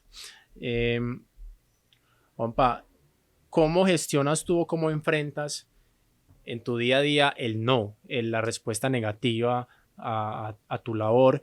Y en algún momento esas respuestas te han hecho pensar en dejar todo tirado, en renunciar y conseguirte un trabajo, irte a vivir a una isla solo. Como que sí, un día sí, al otro no, mentira, no. ¿Sabes qué ha pasado? Que de alguna forma a mí cada vez que me decís no, para mí se convierte como un reto. Y lo he asumido como un reto. La invitación es que cada vez que les digan que no, entonces que el tema se vuelva realmente un reto como tal. A mí cada vez que alguien me dice que no a una propuesta, yo digo, voy a volver y voy a regresar cobrando más caro. Y se vuelve realmente un reto donde entonces uno dice, listo, este me dijo que no, pero tengo 92 propuestas más aquí listas para cerrar y volveré. Y volveré, sí, no quedarse en el rechazo, sino seguir avanzando. Ahorita nos pasó con un cliente, ex cliente, que entonces de repente nos dice, no, ya no, pues muchas gracias, ya no, que aquí vienen a componerme el mundo. Y uno dice, bueno, está bien, seguro, sí, seguro. Y pues ayer, antier, tuvimos la reunión donde no, Juan, para que regresemos. Y pues uno dice, bueno, ¿qué haces? ¿Lo recibís o no lo recibís? Entonces, ¿qué sucede con esto? Que cada no, depende de cómo lo digiera uno. Y para mí, yo lo digiero como un reto. Y ese reto me permite a mí ir creciendo todo el tiempo y se vuelve el no, se termina volviendo ese motorcito de seguir creciendo y creciendo y creciendo hasta que me digan que sí. Muy teso también, asimilar eso y creerse. Para mí el reto. Y para mí el reto realmente es asumir el rechazo como un reto. Sí. Para mí sería ese el reto. Sí, ¿sabes qué? ¿Qué pasa? A nosotros ahorita, no voy a decir ni nombres ni temas de acá, pero pues nos sacan de una charla que íbamos a dar en un congreso inmobiliario porque una de las empresas que lo está organizando nos ve como competencia. Y entonces vos tenés ahí dos formas de asumir realmente el tema. Claro. Lo podés asumir como y me bajaron del barco, o qué bendición que una empresa tan grande lo esté viendo a uno como competencia. Claro. Y es más, te vamos a ir a competir y a tu casa, ¿no? Para que la próxima sí seamos competencia de la verdad. Entonces es como vos vas asumiendo precisamente ese rechazo, que al final son obstáculos que lo que van haciendo es educándolo a uno y formándolo a uno en ese proceso que no es fácil emprender, y uno tiene que estar claro que va a recibir 82 nos en todo el camino. Excelente. Gran enseñanza. Compa, hace poquito estaba viendo, hay un estudio que dice que las personas que emprenden son más propensas a tener problemas de salud mental, ¿cierto? ¿Cómo gestionas vos tu salud mental y qué tal te ha ido con ese tema?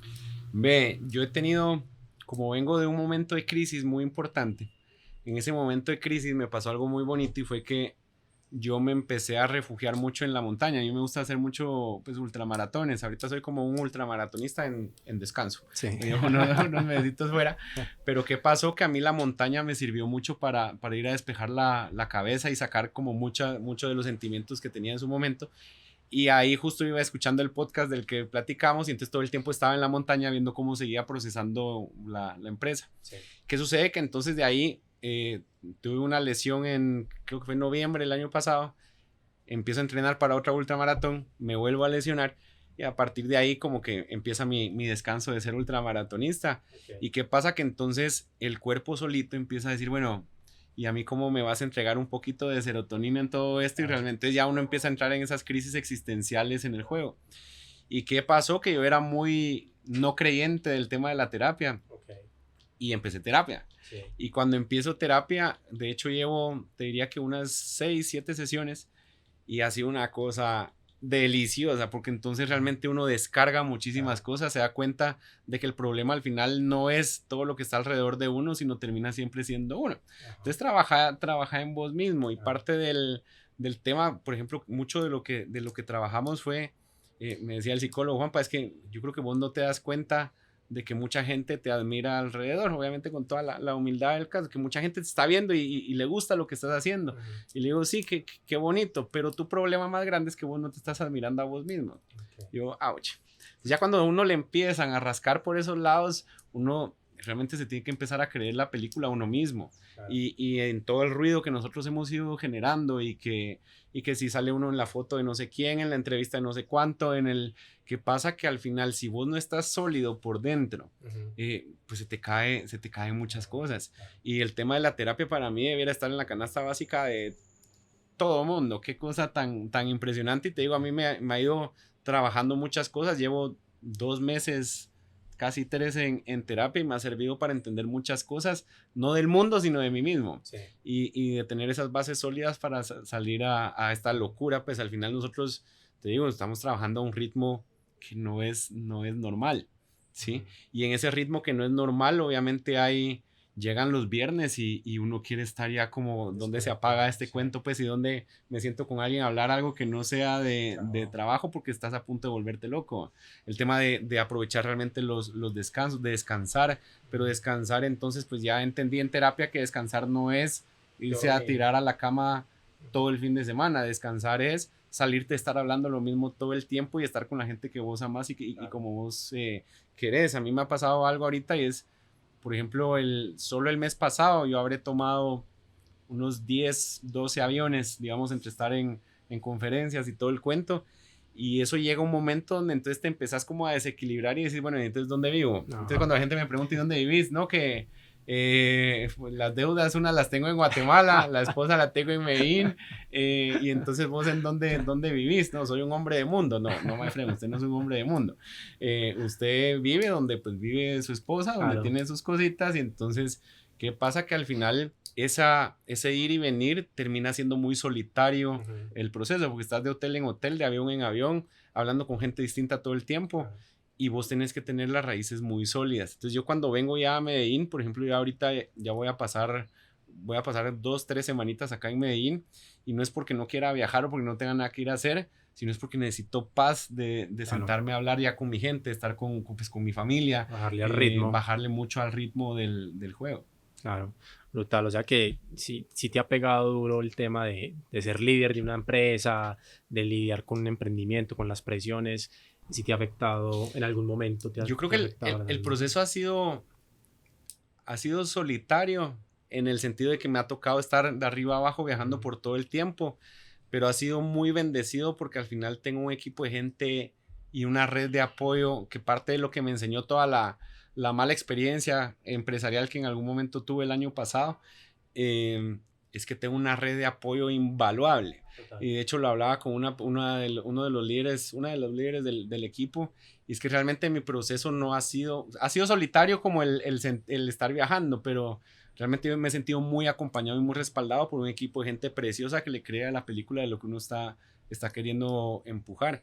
Entonces, el equipo que me cuida, esta red de apoyo tan linda que tengo, más el psicólogo, más que tengo que regresar a hacer ejercicio, creo que es el antídoto para ir sobreviviendo a este nivel de estrés. Y otra de las partes bien importantes que yo creo que nos ha ayudado mucho en Kiven, y es que aprendí a dejarme asesorar y a dejarme guiar. Claro. Sí, uno cuando llega a ciertas posiciones en la vida, uno cree que ya lo sabe todo en el camino.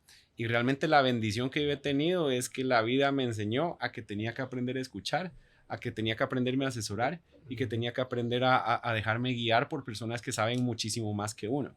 Y esa soberbia uno la tiene que dejar muy guardadita en el momento donde uno emprende, porque al final uno termina siendo, se vuelve loco si uno cree que lo sabe todo, y sí tener la humildad de ir a pedir ayuda, que yo eso no lo tenía en su momento, y que la vida a partir de X, Y, Z temas que pasaron, pues me toca salir a levantar la manita, a sentarme a hablar con gente distinta. Por ejemplo, cuando empezamos a armar la estrategia de Kiven, yo me senté con una persona de un fondo de inversión que el hombre maneja y recibe 1001 solicitudes de levantamiento de plata.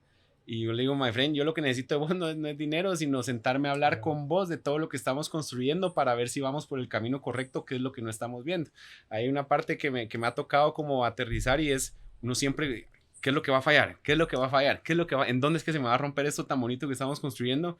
Y uno tiene que quitar ese miedo y seguir adelante, porque al final ha sido bien bonito como personas que son totalmente externas a la empresa, que tienen tantísimos modelos de negocio distintos en la mesa, le dice Juanpa, el nivel operativo que ustedes tienen y la forma y la excelencia operativa a la cual están llegando es impresionante, y muy pocas veces la hemos visto en las empresas. Y ese es el resultado no de Juan Pablo, es el resultado de los líderes y del equipo que han ido montando unos procesos impresionantes y de los cuales me han hecho formar parte de. Mira, que ahí tocaste otro tema que a mí como emprendedor me ha, justamente lo que hablábamos ahorita, me ha creado, valga la redundancia, una creencia, y es esta frase que mencionan mucho, o esta estadística del Valle de la Muerte en las empresas, que hay el 80%, creo, si no me falla la memoria, de las empresas no superan los primeros 3 años, y del otro porcentaje, el otro 80 o el 90 no supera los 5 años. Entonces yo como emprendedor como que he tratado de desligarme un poquito de esa creencia, pero siempre aparece en algún momento, y es, pucha, yo ya llevo 3 años, ¿será que sobrevivo los 5? ¿Será que como pensar siempre en, o crearse esa incertidumbre innecesaria, o bueno, no tan innecesaria, porque a veces ayuda también a motivarse un poquito, pero sí tiene como, o crea un temor en uno mismo. ¿Sabes qué? Que hay, se llama Growth Institute, no me recuerdo cómo se llama el amiguito que lo habla de este Valle de la Muerte, y es más allá de los años, como que de 5 a 11 personas, pues es muy manejable el tema, todos hacen de todo, todos caminan, pero de 11 a 50 personas, ahí es donde todo se empieza a desmoronar, y de hecho nosotros estamos justo en el 34 personas adentro del equipo. Y básicamente es, si vos no tenés claro hacia dónde vas, no tenés claro los procesos adentro, la tecnología que vas a ir necesitando y todo tu proceso financiero claro, estás destinado a pegarte un estrellón grandísimo. Y nosotros justo estamos ahí, y por eso es que uno está como con la paranoia de, bueno, ¿por dónde se me va a caer esto? Entonces empieza como el tema pues medio mal acá en Colombia con el tema de carteras, y entonces nosotros realmente tuvimos la bendición de que actuamos muy rápido y empezamos a abrir países. Entonces ya hoy nuestra cartera, si bien obviamente gran parte de nuestros ingresos dependen de lo que pasa aquí en Colombia, pues ya hoy un México contribuye muchísimo con el tema financiero de la empresa, Guatemala también, Panamá también. Y entonces cuando empezás a darte cuenta, estás sobreviviendo ese Valle de la Muerte. Por ejemplo, si nosotros llegamos a la meta de este año, que son 350 proyectos, dentro de la proyección de personas van a ser 96 personas adentro del equipo. Eso es una locura. ¿Y qué pasa? Que con eso yo creo que hay algo que hay que cuidar mucho, y es a la gente realmente, a ese círculo de personas que le han creído a lo que vos has hecho y que realmente ha sido tu red de apoyo, y uno no puede perder esos pies sobre la tierra justo en ese vallecito en el que estamos jugando. Y muy valioso lo que dices, y también pues yo reconozco en vos que sos un gran líder, parece que sos una persona muy buena para liderar, y también he sido testigo, pues conozco a algunos integrantes del equipo y me parecen personas también extraordinarias en lo que hacen. Entonces, ¿cómo formaste? Pues también sé que con la experiencia que tienes y todo el tema, pero ¿cómo eliges tú a esas personas, a esos líderes? ¿Cómo funciona el proceso de selección, o más allá de eso, qué ves tú en las personas para saber elegir también? Yo creo que hay una parte bien importante, y es que muchas veces, incluyéndome en el proceso, uno no se cree la película de lo bueno que uno puede llegar a ser. Y eso, el mensaje no es, pues es para mí, porque en algún momento alguien vino y me dijo, puta, créete la capacidad de lo que vos tenés y de lo que vos sos como persona y el potencial que vos tenés.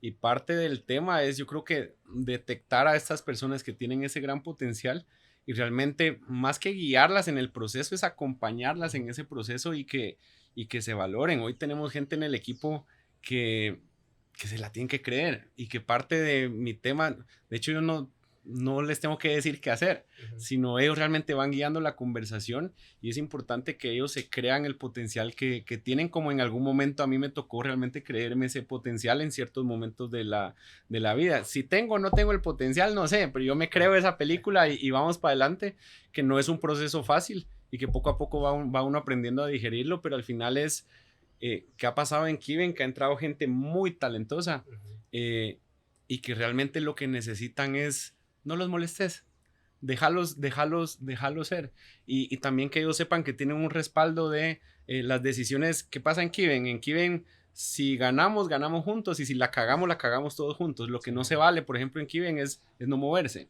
Entonces, parte de esa cultura ha sido tan intensa la cultura que hemos tenido en Kiven que cuando entra gente y no va al ritmo que nosotros vamos, de hecho nosotros no tenemos ni siquiera oficinas, todos están a nivel digital y uno dice, bueno, voy a perder control de la gente, pero realmente ha sido tan bonito que el cuento va avanzando a un ritmo donde entonces la gente se autodescarta en el momento donde entra y ve que eso va a otras velocidades. Que no alcanza y y realmente el tema de los líderes que me han ido acompañando en todo esto es gente, te digo, y se lo digo a cada persona que entra dentro de Kiven, yo tengo el gusto de trabajar con gente a la cual admiro. O sea, cada persona, cada líder con el que yo trabajo es una persona a la que yo admiro en lo profesional, en lo humano, en lo personal, y al final es bien rico trabajar con gente con la que vos admirás, porque es gente que te enseña todos los días. Al final, pues yo no sé si ellos tendrán claro el papel que tienen en la vida de uno, pero le van enseñando a uno cada pasito. Y cada vez que lo ven a uno ya ojerudo, que lo ven ya a uno como desgastado, entra la llamada de uno, entra la llamada de otro, entra la llamada de otro, Juanpa, ¿estás bien? ¿En qué te ayudamos? ¿Qué hacemos? Pero el contar precisamente con ese talento adentro de la empresa ha sido una de las mayores bendiciones y al final es que la gente se lo crea. Claro. Y que uno como líder hay momentos donde uno se mete y hay momentos donde, my friend, salte y si pues se va ahogando, pues ahí se tira uno a apoyar, pero salte. Y ahí es donde yo creo que hemos ido aprendiendo mucho a conocernos y a que el talento que tenemos adentro de Kiven vaya evolucionando a tal punto donde hoy estamos llevando a una empresa a lo que te decía ahora, a una excelencia operativa que es gracias al trabajo de los líderes que ha ido teniendo la empresa, la estandarización de procesos, el alto nivel de intensidad. De hecho, cuando nosotros escribimos la estrategia Kiven, nosotros hablábamos de que el mayor activo que nosotros tenemos como empresa es el alto nivel de compromiso, de integración y de lealtad que tenemos adentro del equipo. Ese es el activo de Kiven sobre el cual nosotros estamos construyendo. Y si algo caracteriza mucho a todas las personas que están adentro de Kiven, es que todas son buenas personas, todos. Y a partir de ahí trabajamos muy bueno en todo lo que hemos venido haciendo. Se nota que es un equipo unido, comprometido, que se la cree, que se la soya. Y eso es muy bacano y te lo preguntaba porque en este mundo del marketing yo siento que hay mucha rotación de las personas, ¿cierto? Y yo entiendo que muchas veces un proceso de selección puede tener un componente de suerte, sí, pero también hay un componente en el ojo del líder o de la persona que selecciona, porque si hay aspectos que se pueden identificar dentro de una entrevista o un proceso de selección como tal. Entonces creo que tú o quien Kiven se ha tenido mucho como ese buen ojo, ¿cierto? Como ese buen ojo, este es calidoso, y eso les ha funcionado. Pero ¿sabes qué? Que al final nosotros, yo te digo, el año pasado entraron por ahí unas 3, 4 personas que por X y Z razón pues no hicieron match con la empresa. Claro. Y pues hubo rotación y esa rotación hubo que frenarla ya. Yo te digo a hoy con mucho orgullo, yo creo que hemos logrado que todo el equipo sea muy estable en el tiempo. Ha salido, pues porque se han ido a otras empresas o les ha salido otra oportunidad, pues ha salido una persona. Pero de ahí el equipo ha sido muy estable en el tiempo. Yo creo que hay una parte importante y es que cuando uno va creciendo y va incorporando a más personas, pues aunque vos tengas el proceso más lindo de reclutamiento, aunque vos, pues habrán cosas que fallan y entonces sobre esas cosas pues toca cambiar, no pasa nada, es que no fue tu responsabilidad, fue una decisión que tomamos todos juntos y a partir de eso seguir avanzando. Si vos te parás a lamerte las heridas y a rasgarte las vestiduras por algo que no funcionó, te quedas estancado y eso ha sido bonito y yo creo que algo muy lindo que ha parado mucho la rotación adentro de Kiven ha sido que yo creo que todos tenemos claro que somos parte de algo muy grande. Y eso nos da un propósito de estar adentro de Kiven, de querer salirnos a comer el mundo y de saber que obviamente va a haber un crecimiento para todo el equipo. Todo, claro. Sí, es que finalmente cada persona es un caso excepcional, pues, o sea, la rotación nunca va a parar. Yo creo que ni siquiera en las mejores empresas del mundo, ¿cierto? Yo tuve la fortuna de trabajar en una empresa que tiene una cultura muy bonita, que vos la mencionabas ahorita, y sin embargo ahí también se veía gente que o no hacía match o no cumplía con sus labores y termina rotando. Es inevitable, pues, pero sí hay ese punto sí es un paso muy importante para empezar a crear cultura dentro de la y ¿sabes qué pasa? Que la empresa trae como su propia cultura, es bien importante casi que dejarla por escrito. Y esa planificación, por ejemplo, a mí me asombró que nosotros venimos e hicimos la presentación de la planificación estratégica de los siguientes 5 años que lo trabajamos de la mano de Diana Herrera, de Juliana Arias, y entonces me sorprendió mucho que empresas que hoy llevan operando 20, 30 años no tienen ni la menor idea de hacia dónde van, sino que solo existen. Ajá. Y entonces cuando las empresas solo existen, entonces sí existe esta rotación. Cuando las empresas tienen un propósito y realmente tienen un norte de hacia dónde quieren ir y que el equipo está formando parte de algo muy importante, aunque sea en nuestro pequeño mundo, pero el equipo forma parte de algo muy importante. Y que lo celebramos, pues al final yo creo que esa es la cultura, el tener un propósito de hacia dónde moverte. Y yo creo que también es adaptarse un poquito como al nuevo mundo. Es que el modelo tradicional de empresa yo creo que ya no funciona y por el simple hecho de que las personas cada vez queremos tener más tiempo, ser un poquito más libres, tener mejores condiciones en cuanto al trabajo y adaptarse un poquito a esa cultura, a esa nueva generación, pues también ayuda mucho a que las empresas funcionen, ¿cierto? Total. Funcionen con las nuevas personas. Total. Ompa, ¿cuáles han sido los principales desafíos de Kiven en este mercado que es tan dinámico y tan competitivo? Mira, yo creo que el primer desafío como muy fuerte que tuvimos fue financiero, que fue sobrevivir ese inicio, digamos, de todo el proceso. El segundo fue ya empezar en este proceso de crecimiento, en este arrancón inicial a contratar gente. Por ejemplo, nosotros empezábamos a tener entrevistas y pues éramos una empresa que tenía 2 meses de vida. ¿Quién va a querer trabajar en una empresa que lleva 2 meses de vida? Pues, entonces, que realmente ir generando esa marca de tranquilidad y confianza, claro. Despegarnos realmente de la competencia, definir metodologías.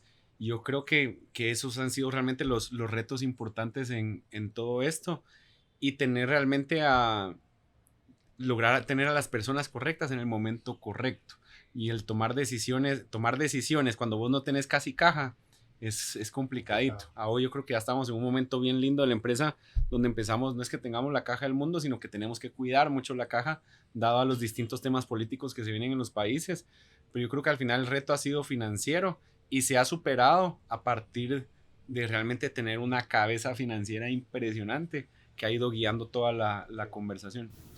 Súper. ¿Qué errores crees que has cometido en el proceso de crear empresa, emprender, ir a otros países a vender tus servicios? Yo creo que, ¿qué me pasó? Cuando arrancamos Kiven, yo creo que soy una persona extremadamente acelerada, digamos, en todo lo que... Entonces me quiero salir a comer el mundo.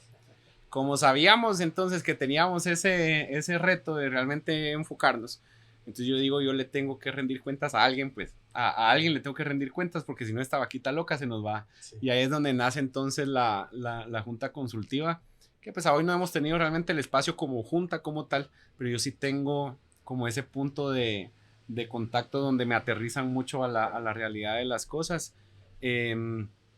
Pero errores que se han cometido, tomar decisiones sin los procesos correctos, sin tener procesos, sin pasar por un proceso de contratación claro. Hay una parte bien importante y es salir a contratar sin tener los perfiles bien realizados. Y yo creo que no nos hemos dado, pues hoy ya tenemos muy aterrizados los perfiles, pero sí nos tocó darnos a la tarea de definir muy bien esas funciones de las personas que íbamos a contratar. ¿Qué pasa? Que el abrir muchos países llega a un momento donde llega a ser tan abrumante el tener 4 frentes hablando al mismo tiempo, que hay momentos donde uno dice, bueno, ¿fue error o no fue error abrir los países? Pues forma parte de un plan. Ese plan se adecua a lo que vos querés como vida, sí o no. Entonces tocó adecuar lo que uno quería como vida al plan y al final pues termina de converger una cosa con la otra. En algún momento llegué a pensar que había sido un error abrir tantos países.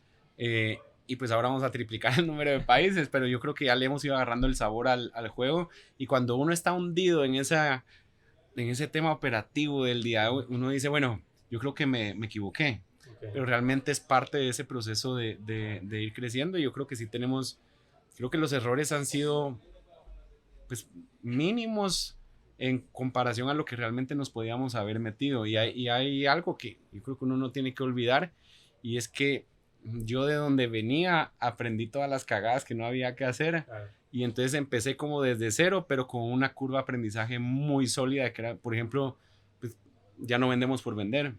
Ya estamos en un punto donde no sé, pues yo ya no me voy a bajar el precio más allá si soy rentable, si no soy rentable en ese negocio pues no vamos a sentarnos a vender. Que son errores que uno comete por la desesperación de querer salir adelante. Entonces termina uno regalando el trabajo y lo que se termina ganando uno es un costo de oportunidad grandísimo porque resulta que el cliente que menos te paga es el que más jode. Y entonces no. Pero entonces yo creo que muchos de los errores que en algún momento cometí en experiencias anteriores, creo que cuando arrancamos acá, arrancamos con un manual de lecciones. Sí, con un camino ya muy... Aquí está todo lo que... No la puedes cagar en todo esto. Y entonces íbamos así. Y obviamente uno con el acelere, pues sí, la termina cagando. Pero yo creo que de una forma ya muy controlada en todo el proceso y aprendiendo a escuchar, cosa que antes no hacía. Mira que ahí tocaste un tema que también es muy importante y yo como emprendedor lo he sufrido y es salir a vender. Es como dicen por ahí, usted no puede ir a mercar con hambre. El que vende con hambre vende mal. Y el que vende con hambre vende mal. Y yo creo que la mayoría de los emprendedores padecemos de eso. Y es salir a vender con hambre y terminamos regalando el trabajo y siendo rentable con una margen muy pequeña o hasta perdiendo plata. Porque lo que decías, el cliente que menos paga es el que más jode. Pues sí, y sabes qué? Que dentro de eso, uno como emprendedor, uno dice, bueno, listo, ya tengo cubierto mi sueldo. Ajá. Sí, ya estoy bien. Sí, pero ¿qué pasa? Que no, o sea, vos no estás aquí, no estás siendo emprendedor para cubrir un sueldo, sino estás emprendedor porque quieres hacer un montón de plata. En ese montón de plata, por ejemplo, mi ilusión es que todo el mundo y todo el equipo gane, le vaya bien a partir de que a Kiven le vaya bien. Esa es mi razón de ser en muchas cosas acá. Pero parte del juego es que si vendes con hambre, pues regularmente vendes mal, vendes desesperado, vendes cosas sin el alcance correcto, vendes por vender y ese vender por vender termina saliendo carísimo en el tiempo, más si son fees recurrentes que los cobraste bajitos. Y por ejemplo, a mí me ha pasado ahorita que vamos por 350 proyectos y entonces hay una constructora que tiene 10 proyectos y me dice, no, pero te puedo pagar en lugar de 10, pues te puedo pagar 3. Y uno que dice, bueno, vamos por el numerito, vamos por la plata. Entonces ahí es donde uno se tiene que frenar y decir, no, pues yo aquí no juego, pues estas no son mis canchas, pues si no me puedes pagar, listo. Pero uno tiene que empezar a valorar realmente el trabajo de lo que uno es y creerse la metodología que se ha ido construyendo adentro de la empresa. Parte, por ejemplo, de mi proceso de ventas, contarle al cliente el equipazo y el nivel de servicio que nosotros tenemos, del cual yo me siento muy orgulloso. Ahora, si vos me pagas mal, este nivel de servicio no se puede dar. Entonces ahí es donde se alinea una cosa con la otra, de tener una planificación, de sentirse muy orgulloso del equipo con el que uno está trabajando y sobre eso es realmente uno salir como con mucha seguridad de vender lo que realmente vale el trabajo que estamos haciendo con el equipo. Tal cual. Juanpa, ¿qué tendencias o qué cambios prevés tú en el mercado inmobiliario en los próximos años? Mira, yo creo que depende como del país que lo vayas viendo, pero hay una parte bien importante que ya se está como masificando y es la democratización del acceso a a vehículos de inversión inmobiliaria, creo que por ahí va mucho. En Guatemala pues yo creo que se empiezan a enfocar mucho ya en un mercado pues ya no tan premium como en su momento se estaban enfocando. Ya aquí en Colombia entonces hay que ver cómo se hace para que se vuelva a levantar toda esta tabla media realmente de la pirámide, sí. Para volver a generar producto para ellos. Pero ¿qué tendencias veo? Que yo creo que cada vez más vamos a ir apostando a entender cómo invertir en el mundo inmobiliario y a ir democratizando con tickets pequeños, vehículos de inversión que se pueden volver muy rentables para las personas. Hay una parte bien interesante en todo esto y es que se viene que ya las personas no están queriendo tener hijos. Pues yo a mis cortos 35 años, pues yo no tengo hijos. Mis papás a sus 35 años tenían 3. Entonces, ¿qué pasa? Que ya estamos viendo que personas ya no quieren tener hijos, entonces empieza a migrar toda esta parte demográfica importante de decisiones de una generación que ya va a tener mucho acceso a plata, que ya empieza a salir de universidades y empiezan a tener un estilo de vida un poquito más fuerte y empiezan a buscar en dónde ir metiendo este pedazo de sueldo que les va quedando sin necesidad de comprar sí o sí una vivienda. Cada vez se va a ir volviendo menos de moda comprar vivienda, aunque creo que eso da mucha seguridad para todos los pasos que uno puede ir dando. Claro. Que yo pienso en Colombia, si lo que dices es muy cierto, que ahora los jóvenes o las personas están ahora queriendo... hay más perros que hijos. Hay más perros que hijos y la gente no piensa tanto, o ese público joven no piensa tanto en invertir en vivienda, que lo ven como es una plata mal invertida, ellos sueñan con viajar o bueno, otras cosas. Pero yo siento que la cultura colombiana sí es todavía tiene muy arraigado el tema de tener casita, tener casa propia. Entonces creo que sí sigue vigente. No, y de hecho yo lo tengo muy arraigado. Yo tengo el sueño de comprar mi apartamento. ¿Vos tenés casa propia? No. Pues sí tengo un apartamento en Guatemala, que es donde vive mi mamá. Pero realmente yo casa propia, no, de hecho no tengo ni muebles. Entonces cuando salgo a buscar apartamento para arrendar, pues es amoblado. Pero ¿qué pasa? Que hay una parte donde pues eventualmente nos podemos ir a vivir a México, claro, o nos podemos ir a vivir a Guatemala, claro, y eso implica que estemos livianos. Obviamente hay algo que uno dice, ya ellos ya compraron su casita y nosotros no tenemos nuestra casita. Pero yo creo que es un tema generacional que estamos viviendo, y eso implica que estamos viajando muchísimo más que se viajaba antes, ¿no? Sí. Sí, ahora sí es más fácil.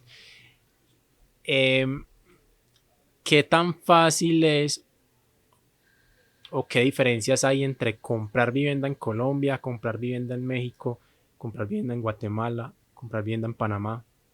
¿Qué diferencias hay? Por ejemplo, en Panamá vos pagas de la cuota inicial, pagas un 5% y el banco te llega a financiar hasta el 95%. ¿Qué pasa? Que entonces los bancos suben tasas de interés y entonces ahora la gente no califica créditos. Eso significa que entonces se para entonces el tema de vivienda. Te vas a un Guatemala y un Guatemala realmente es un mercado muy noble en toda la compra de vivienda. Allá se hablan de enganches, no de cuotas iniciales, igual que en México. Y es mucho más fácil. Hay una figura que allá no se ha dado ni en México ni en Guatemala, que es el tema de las fiducias. Okay. Aquí en Colombia sí. Yo creo que la compra de vivienda en Guatemala y en México es creo que mucho más fácil, okay, a pesar de que no hay tanto subsidio que te apoye en esa compra. De cara al constructor es mucho más fácil salir a comercializar allá porque el flujo de caja del constructor termina siendo las mismas cuotas iniciales. Okay. Acá, ¿qué pasa? Que te tenés que soplar pues básicamente 36 meses de comercialización de casi que caja propia, pues. ¿Dónde es más caro o más barato comprar vivienda? ¿En Colombia o en...? ¿Sabes qué pasa? Que yo creo que en Colombia, al final mucho más barato comprar acá vivienda en Colombia, pero al final termina siendo, depende de dónde lo compres. Pero en qué zona de Colombia lo compres. Sí. Obviamente no es lo mismo comprar en Medellín que en Bogotá, pero ¿qué va sucediendo? Que Guatemala por ejemplo, es mucho más caro comprar vivienda. En Ciudad de México, pues en los segmentos, nosotros en Ciudad de México estamos manejando todo el segmento premium y luxury, digamos, de Ciudad de México. Entonces estás hablando que el apartamento más barato te costará $250,000 de lo que estamos trabajando allá.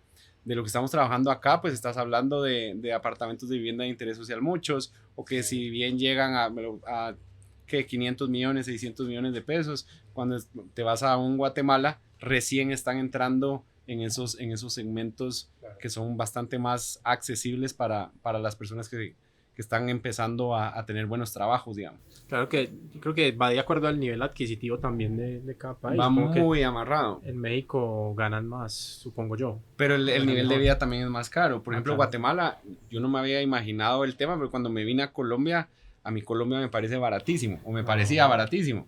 Respecto a Guatemala. Respecto a Guatemala. Sí. Pero te digo, 2-3 veces más caro Guatemala que acá. Sí. Y uno dice Guatemala pues no es tan caro, pero resulta que sí. México, dependiendo de dónde te movas, o lo sentís barato o lo sentís caro. Ciudad de México pues ya se volvió caro. Claro.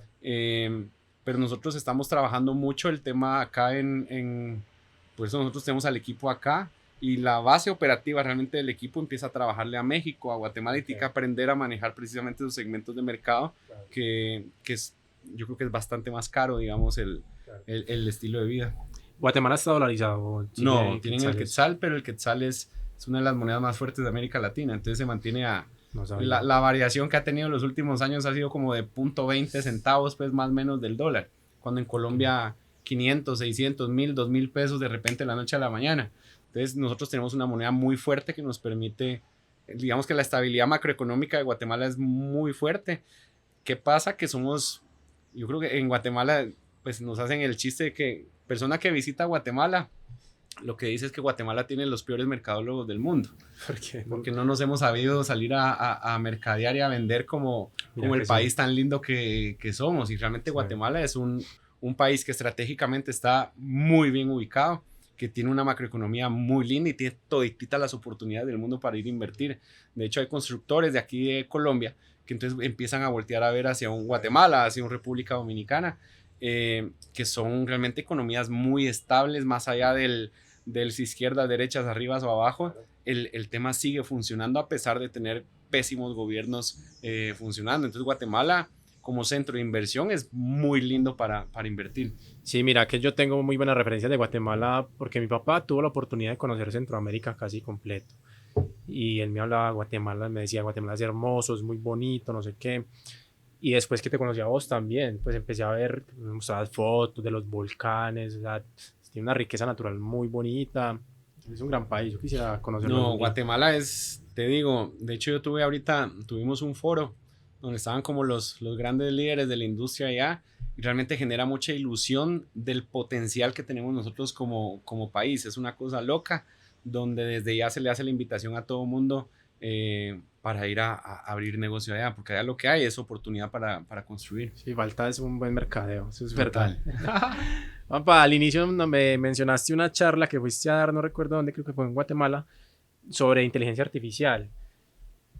¿Vos realmente le ves en este momento viabilidad de implementar una inteligencia artificial útil en el proceso de ventas en el mercado inmobiliario? Yo creo que sí, y ¿sabes qué pasa? Que es para momentos específicos del proceso de venta. Sí. Hay procesos que son muy operativos, hay etapas que son muy operativas, que esas desde ya se están automatizando. Por ejemplo, yo hablaba, cuando uno entra a hablar si el vendedor o la inteligencia artificial, hay que dividir realmente la conversación en el vendedor en dos tipos de vendedores: los vomitadores de información y los vendedores. Los vomitadores de información van a desaparecer ya. Los que son vendedores realmente van a complementarse y a volverse más eficientes en todo el proceso de venta. Y a hoy nosotros ya estamos implementando inteligencia artificial en 3 frentes. Uno, en la parte de mercadeo, la parte de optimización de pauta, la parte de desarrollo de artes, copies, etc., videos incluso. Y de ahí pasas allá a la parte de ventas, donde ya estamos educando robotitos, donde, pues no robotitos, sino estamos teniendo algoritmos. No, ya integramos WhatsApp con ChatGPT, entonces educamos a ChatGPT para entonces dar toda la información del proyecto e ir perfilando al cliente. Y entonces ya integramos WhatsApp con el CRM, y entonces ya toda la conversación te va quedando adentro del CRM, y todo eso se está haciendo con inteligencia artificial. Ya estamos haciendo confirmaciones de citas a partir de inteligencia artificial. El CRM que nosotros implementamos, Pipedrive, ya implementó e integró como un asistente de ventas. Entonces, a partir de cómo vos vas moviendo las tarjetitas adentro del proceso, te va diciendo: mi amigo, aquí debieras de hacer una llamada, aquí debieras... Y todo nace a partir de que se use el famoso CRM. Si el CRM no se usa, pues no habrá inteligencia artificial que te ayude en el cuento, pero pero esa es la lucha que nosotros tenemos, que realmente se use la tecnología y que se adapte a las personas, pues, y a los momentos y a las personas y al proceso correcto. Hay dos corrientes en la inteligencia artificial. Está la corriente que dice hay que regularla y cuidar mucho que no se nos escape, y hay otra que dice déjenla ser libre y avancen. Yo creo que al final en nuestros pueblos en los que vivimos realmente, pues está empezando a llegar una colita realmente de lo que es la inteligencia artificial, y hay que irla adaptando antes de que se nos venga todo encima, y estar muy preparados en ese proceso. A mí me pasa algo con estas revoluciones tecnológicas, y es que todavía, a excepción de la inteligencia artificial, creo que todavía están muy inmaduras. Obviamente la inteligencia artificial también, pero realmente yo sí siento que es muy útil en muchas cosas. Es una herramienta muy poderosa en este momento. Imagínate cómo va a ser en unos años. Pero mira lo que pasó, por ejemplo, con el metaverso, lo que pasó con la realidad aumentada, lo que pasó con los NFTs. O sea, que hubo un boom tan gigante que muchas empresas empezaron a invertir incluso plata. Incluso plata dura. Constructoras invertían en sacar su modelo así en realidad aumentada, que son herramientas que nunca progresaron. Yo creo que nunca tuvo el desarrollo necesario para hacer un diferencial, para hacer una herramienta poderosa, y eso se quedó en el olvido y mucha gente invirtió plata importante ahí. Entonces yo creo que es también identificar en qué puede funcionarte la herramienta a ti y a tu negocio, cómo puedes sacarle el mejor provecho, pero tampoco tenerle pues una fe ciega que eso te va a solucionar todos. Y al final, por ejemplo, nosotros tuvimos constructores que dijeron, ¿sabes qué? En lugar de sala de ventas, entonces construí mi metaverso, y entonces ahora todo es por realidad virtual, pero no se dieron cuenta que, y por eso uno tiene que entender muy bien el proceso de venta de los distintos servicios o productos que uno venda, porque no se dieron cuenta entonces que a la gente pues no le gustaba poner sus ojitos donde 200 personas más habían puesto sus ojitos. Entonces, pues por muy bonito y muy dinámico que se vea, pues terminas ligado a un tema de higiene, de que realmente limpien los lentecitos que te vas a poner. Entonces hay una parte donde uno tiene que, más allá de la moda, que por ejemplo hubo la moda de implementar CRMs, nadie entendió para qué era, entonces quedaron 2 años atrapados en un sistema que se volvió una locura realmente terminar de implementar.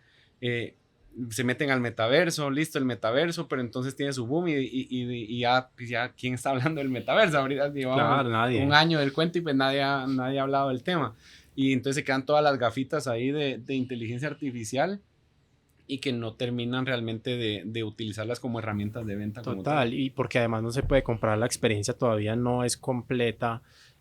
O sea, no puedes comparar el hecho de crear una realidad virtual de tu apartamento modelo y que la gente lo vea, a que la gente visite un apartamento real. Pues la experiencia todavía está muy lejana entre ambos casos. Total. Ya para ir cerrando, Juanpa, tengo 2 preguntas más, y una es, ¿cuál es tu visión a largo plazo para Kiven? Que ya nos has hablado un poco de las metas, pero de pronto ahondar un poquito ahí más. Y ¿cómo esperas que Kiven aporte al mercado inmobiliario en Latinoamérica? Mira, yo creo que empezando por la primera, yo creo que el aporte que estamos dando desde Kiven realmente no es tanto al mercado inmobiliario como tal, sino a los vendedores inmobiliarios como tal. Y estamos trabajando, hoy te diría que estamos trabajando más o menos con 500 vendedores inmobiliarios, que son vendedores que han llegado a sus puestos de vendedores sin tener idea de qué es lo que se tiene que hacer, más que ver al vecino para ver qué es lo que está haciendo el vecino para repetirlo. Entonces, algo muy lindo que creo que hemos ido dejando en las empresas donde vamos trabajando es darle a los vendedores la metodología y las herramientas para que se vayan profesionalizando en todo su proceso comercial. Nosotros abrimos una academia de ventas que se llama Kiven Academy, donde entonces a partir de las tasas de conversión de cada una de las etapas del proceso de venta para cada uno de los vendedores, hay una capacitación específica para irle reforzando las debilidades, pero todo basado con datos, ¿sí? Entonces yo creo que lo que deja Kiven en la cancha y lo que va a dejar en los próximos años es una metodología de venta clara, y vendedores profesionales, pues muy profesionales y profesionalizados en su gestión diaria. Eso uno. ¿Y Kiven para dónde va? Kiven se empieza a volver bien interesante, porque Kiven está metido hoy en 137 salas de ventas. Okay. Esas 137 salas de ventas, de un momento a otro se vuelven realmente como como una línea de distribución de tecnología. Entonces, parte natural de toda empresa de servicio es pasar a la parte de tecnología y eventualmente estaremos migrando para esos lares. Para el tema de tecnología hay que cuidar mucho el alcance realmente y la plata que uno le mete, pero ya han ido naciendo iniciativas bien interesantes que entonces a partir de que nosotros estamos en tantos proyectos y estando adentro de las salas de venta, entendiendo realmente las necesidades del vendedor y de ese proceso de venta, ya podemos desarrollar tecnología muy ad hoc a lo que realmente se necesita en la industria. Entonces vamos a pasar muy rápido de ser pues consultores y de estar metidos capacitando gente, de ser una empresa que presta servicios de mercadeo y ventas, a pues entender ya la parte de qué tecnologías vamos a ir implementando dentro de las salas de venta. Y al final yo creo que el gran mega que nosotros tenemos son 1.500 proyectos inmobiliarios en los próximos 5 años, haber trabajado con más de 6.000 vendedores inmobiliarios y estar en 11 países de América Latina. Ese es el gran mega. Y todo lo que salga de ahí, pues es más que bienvenido. Claro, brutal, Juanpa, no, te auguro muchos éxitos. Por lo que decís, pues digamos que me das más motivos para admirar lo que haces y para seguirte pues muy cerquita, y sabes que aquí vas a encontrar apoyo en lo que puedas necesitar. Muchas gracias, Jay. Sabes que estamos abiertos a aportar en lo que podamos. Ya por último, para que cerremos, ¿qué recomendaciones puedes darle a los emprendedores que están de pronto un poquito estancados con sus negocios o están sí como atravesando alguna crisis o simplemente quieren crecer? Algunas recomendaciones o consejos para que vendan más y puedan escalar sus negocios. Yo creo que es el mejor consejo que se les puede dar es un tema de enfoque. O sea, no se puede vender, operar, administrar, cobrar y facturar al mismo tiempo. Realmente se tienen que enfocar en que si quieren crecer y quieren realmente pasar de ser pues un pequeño emprendimiento a ser realmente una empresa. De hecho, esto me lo enseñó a mí Felipe Restrepo. En una de esas conversaciones me decía: Juanpa, en el momento donde si vos tenés que estar adentro de la empresa, adentro de la operación para que el cuento funcione, vos no tenés una empresa, sino que tenés un negocio. Entonces, realmente el mensaje con esto es que busquen realmente construir empresa, y esto implica construir relaciones, y estas relaciones tienen que ayudar realmente a separarlos en cierto momento de la operación para que se enfoquen en vender. Al final todo el juego es un tema de enfoque y tener un muy buen producto, y entiendan, pues no seamos necios. Si hay cosas que no están pegando, que no están siendo fáciles de vender, entendamos qué es lo que está pasando, entendamos al consumidor y a partir de ahí hagamos los cambios, pero hagámoslo rápido. No seamos necios de quedarse uno estancado. Yo sé que ese es el producto, sino ir entendiendo realmente el mercado, qué es lo que te va pidiendo. Y yo creo que lo último es aprender a tener la humildad necesaria para dejarse guiar en los procesos y seleccionar muy bien de quién te vas a dejar guiar, porque pues consejos hay muchos en el camino, de los que se tienen que escuchar muy pocos, y si uno no tiene claro qué es lo que quiere hacer y cómo lo quiere hacer, y responder esa preguntita de, bueno, ¿y vos qué querés? Definir muy bien, primero trabajar muy bien lo de adentro, para a partir de ahí proyectarse uno hacia afuera. El tema, pues busquen terapia si está dentro de sus posibilidades. Es clave realmente terminar de cuidar ese corazoncito, que al final es lo más valioso que tiene uno como emprendedor, es a uno mismo, y de ahí esa red de apoyo que está alrededor, que es simplemente agarrar el teléfono y llamar, y se va a dar cuenta que hay un mundo de gente dispuesta a apoyarlo en todo el camino, y que se enfoque. Tal cual. Ese es básicamente el mensaje. Súper valioso, Juanpa, y me acordaste de una frase que en estos días me dijo alguien, y es que tu empresa es el reflejo de cómo estás tú mental, espiritual y físicamente. Entonces, si tú estás bien, tu empresa seguramente va a estar bien, ¿cierto? Entonces, si tú estás vuelto nada. Y sabes qué, que a mí me pasó en la empresa que yo, el famoso tema de las videollamadas. Yo cometí el grave error en algún momento de venir y ya, apagué la cámara. Inmediatamente después, todo el equipo. Entonces, ahora el pleito realmente dentro de la empresa es: encendamos la cámara. Entonces, ahora yo entro a reuniones y no prendo la cámara. El CEO no enciende la cámara, jajaja, y se vuelve chistecito. Pero al final es eso. Uno como líder tiene que entender realmente cuál es su posición y la influencia que uno tiene realmente dentro de la operación. Al final la cultura es lo que uno pueda reflejarle al equipo, y que el equipo realmente le crea esa idea que uno está construyendo. Pero sí es, y rodearse de la gente correcta, y tomar decisiones ágiles. Ahí pues hay un dicho de contrata lento, despide rápido, y realmente uno no puede, y uno cuando está empezando no puede realmente quedarse patinando con la esperanza de que alguien cambie o su forma de ser o la forma de actuar, y tener bien claro qué tipo de gente quiere tener uno adentro de la empresa. Nosotros definimos muy bien quiénes somos, qué somos y qué no somos como empresa y como personas. Y toda esa persona que no cuaje dentro de lo que definimos que nosotros éramos como empresa, pues realmente no hace sentido en la operación.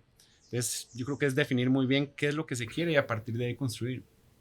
No, Juanpa, mil gracias nuevamente por regalarnos estas casi 2 horas de podcast. Nos tiramos una conversación que a mí me parece muy valiosa. Espero que las personas que la escuchen y la vean también le saquen todo el provecho, que sigan a Kiven, sigan a Juanpa, que nos sigan a nosotros, a Body. Y no, mil gracias nuevamente por tu tiempo. No, a vos, Jay, mucha admiración por dar ese paso de construir un podcast de estos, y realmente al final yo creo que Woody y todo lo que han ido construyendo, y vos como persona sos una persona extremadamente talentosa, y al final ese talento se ve reflejado en todo el trabajo que ustedes van haciendo como empresa. Así que para adelante, y mucha admiración por esto. Agradecido muchísimo por el espacio, por estas 2 horitas, y gracias por creerle a esta película, que yo sé que han estado ahí atentos a todo lo que hemos venido haciendo. Total. No, Juanpa, gracias por tus palabras, las valoro mucho, y listo, no, hasta aquí llegamos. Gracias a todos. Listo. Gracias, hombre. ¿Cómo te sentiste? Muy bien. Sí.